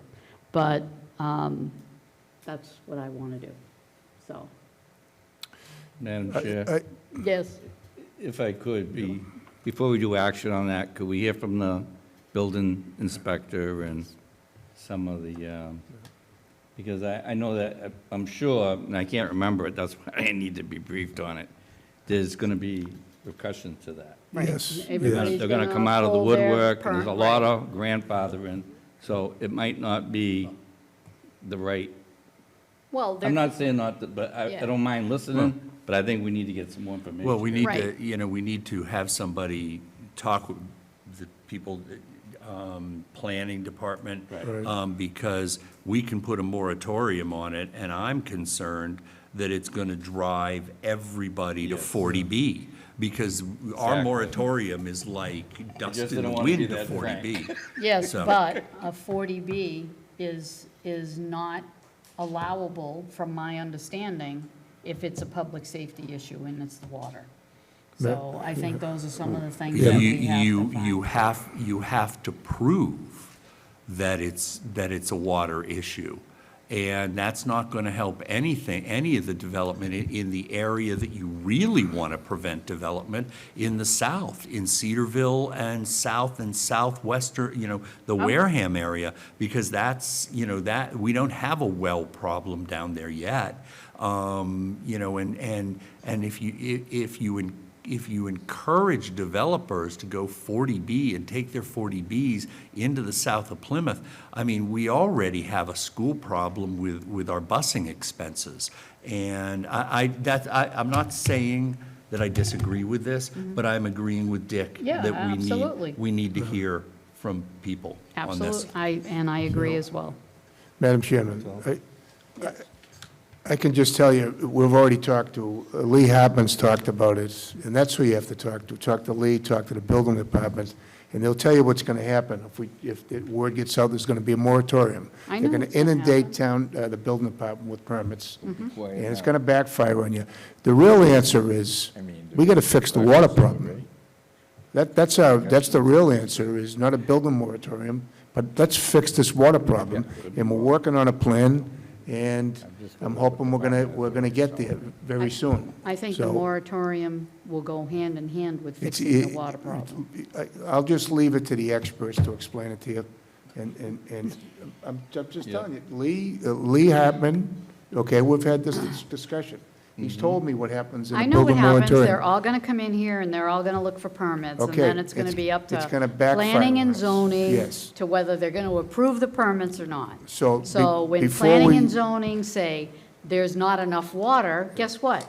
Their permits don't get approved. So I think that, like Mr. Quintel said, we get people in here to answer our questions, and I would And- still like to leave In certain areas. an article open for the potential of a building moratorium, if possible. In certain areas of town, if somebody wanted to get a permit right now, they probably wouldn't get it if there's a water issue.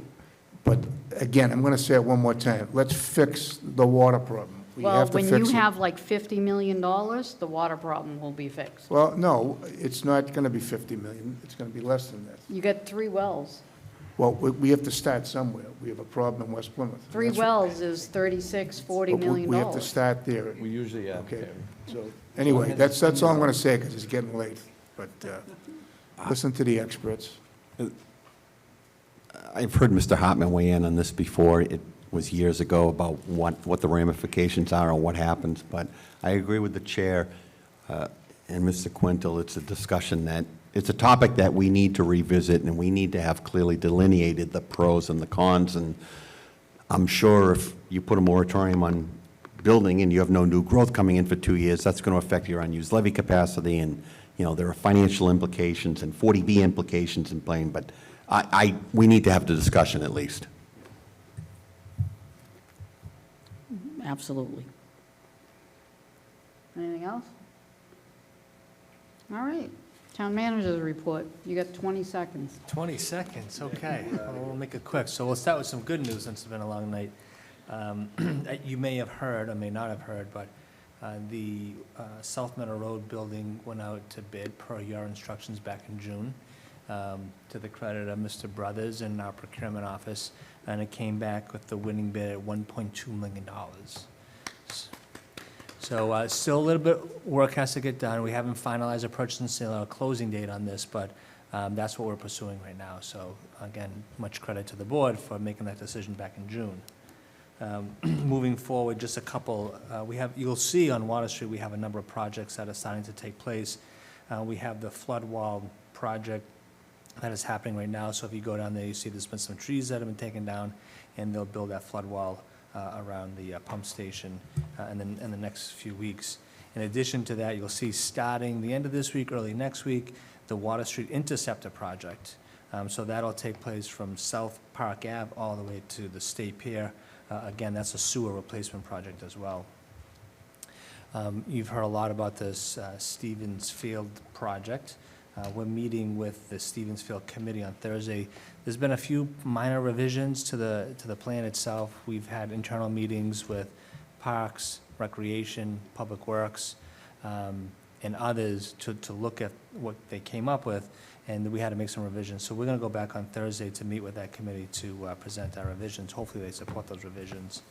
As you remember, at the fall town meeting approved the statute to allow us to reduce speed limits from 30 miles per hour in a thickly settled zone down to 25 miles per hour. Our DPW is working with OCPC right now to identify what streets would be impacted. Once we identify what streets those are, we'll be coming back to the board for a final approval. C-Click Fix is going to be our 311 system. So Anthony, Brad, our IT director, they've been working with this vendor to roll this out. We're aiming for a rollout in sometime in February. So we originally projected April. Things are going well, so we'll try to maintain a February start date on our 311 system. Anthony, whenever you're ready, you just let me know. So I have some bad news. I've talked a lot about graffiti. I feel like I spend every other meeting talking about graffiti, especially in our downtown area. You know, and a lot of our buildings and vehicles have been tagged over the summer months. So this is, as you can see, the Burial House path side of the John Carver Inn. It's been cleaned up. So we asked the planning department, specifically Tom Moore, to see what he can do about cleaning up the graffiti on the backside. You can keep advancing these slides. This is the building to the left is on School Street as well. Again, all the graffiti has been cleaned up. Keep going. So now the bad news comes. Is that the last slide? Okay. So, so I received this notice from Tom Moore on one afternoon. I read his email that evening. I was excited to report to you how all this graffiti has been cleaned up. That night, I was informed by the police chief that those buildings had already been tagged. And it wasn't just somebody writing their name. I mean, massive tagging. The good news is 3 arrests were made. So we think that although we've consumed some resources here, it was an attraction for them to re-tag this building. So those 3 folks have been apprehended, and we plan on, part of the restitution, having them pay for the buildings to be cleaned up again. And then one thing you may have noticed in today's discussions, this wall over here was starting to use as a projector, not just for presentations, but so that you can get a better visual on who's attending these meetings via Zoom. So we're in the process of building out our conference rooms so that they have better Zoom capability and virtual capability. As far as a migrant update, there are about 110 people that are in one of our hotels. 33 of those 110 people are school age and 25 are non-school age. So there's your migrant update. And then the last thing I just wanted to bring up, you probably had seen on the news that there was a vehicle that went over Warren Bridge and into Eel River. It received a lot of media attention this morning. The good news is there were only minor injuries and no deaths. So the fire department did a great job in responding to that call and rescuing the two individuals and then extracting the vehicle from the water. Pending any questions, that's all I have for this evening. Any questions for the town manager? Okay. The next is Select Board Open Discussion, New Business, Letters, Old Business. Mr. Mahoney. So the handicap committee, which I chair, is the 21-member state decommissioning committee advisory to the governor for Pilgrim Station. So the significant takeaway from the last meeting, and by the way, everybody was pretty well behaved, if in case you didn't watch. But having said that, within the next 60 days, I think before the end of January, a team of 3 or 4 people from the state, including Jack Priest from the Department of Public Health, will go down to the station.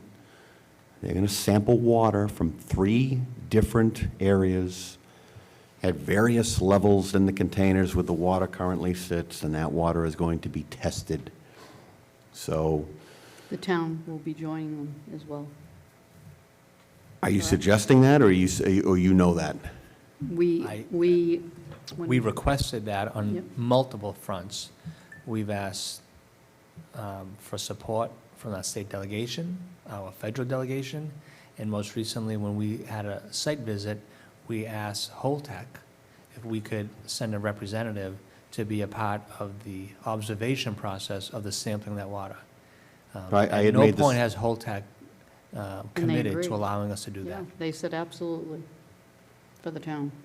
Yeah, I had made a suggestion that somebody from the federal delegation already also gets in on that. But they've got to line up the date and the time, and I'm sure. So you want somebody from the town to get in on that site visit? Yeah, Okay. specifically, I asked if David Gould could be present for that purpose, yeah. Yeah, so I'll follow up on that. So having said that, it's going to be sent out to a couple of testing sites, and I do know that the federal delegation is also working with Holtec to getting their own sample and sending that out to an independent lab. But the potential exists that before the next meeting in late January, that testing is done, and that might be made public in late January at that meeting, so just a heads up. And, I'm sorry, and then a few minutes ago, I forwarded an email with a letter from the Environmental Protection Agency to Mr. Brindisi to share with the board. So there's some good stuff in the letter. How's Dr. Singh? He doesn't miss anything, but I haven't met him yet. You're not missing anything. Yep. I have just, unless anybody else has anything else, I received a phone call yesterday. Today's Tuesday, yeah, Monday. And there's a group that's called Citizens for a Better Plymouth, and they meet every Sunday night. I think, John, you've been there a couple times.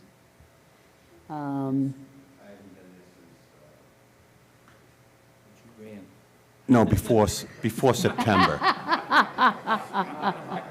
Before September, I was... Since you get the votes? No, I was advocating for a change in the county commissioners, and John won't get it. I think... So,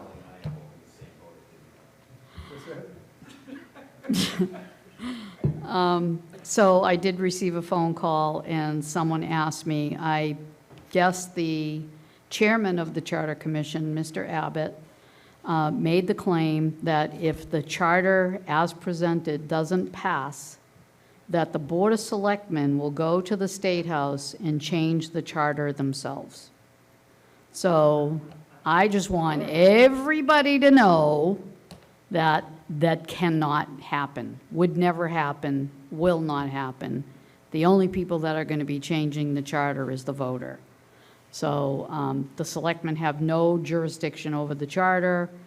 We wouldn't even attempt to do that, but I find it troublesome that people can just make things up to push an agenda. And I guess that's all I'll say. I've been on a roll tonight, so I'm going to be quiet now. Mr. Quintal. I just want to reach out and compliment Anthony for the forms that the applicants for the committees fill out and put down. I think very nice, very organized, and a great job. Thank you. More to come. We have license and administrative notes, and if no one has an issue with anyone, I'd like to see both moved as a group. One question, Madam Chairman, on the, I see renewal certificate for ABC, and they were disapproved for the Moonrise Audiovisual, Moonrise Cinemas, and the Gyro LLC. Is there a reason why, why that was disapproved? Do we know why that was disapproved? Sorry, can you repeat that? The Moonrise Cinemas and the Gyro? Because I don't remember them, did they come before us and then it went to ABC and they disapproved it? Because that's usually how it works. I would have to check with Lisa Johnson in our office, but I believe those two places decided not to. Exactly. I was just going to say I that. think the language is a little bit off. That on makes sense. Yeah. Anthony, if it's But that's- something different, you can let me know, but. Yeah. No, Yeah, that's you have to exact- notify them. You have to actually vote on Right. it. That's Exactly. what it is. They That's didn't okay. reapply or. That's what I figured, so. Okay, thank you. Do I have a motion? Motion. Motion from Mr. Quintal, second from Mr. Bletzer. Discussion. All those in favor? Okay. Motion to adjourn? That comes quick, huh? Motion to adjourn. And we'll see everybody next week. Thank you.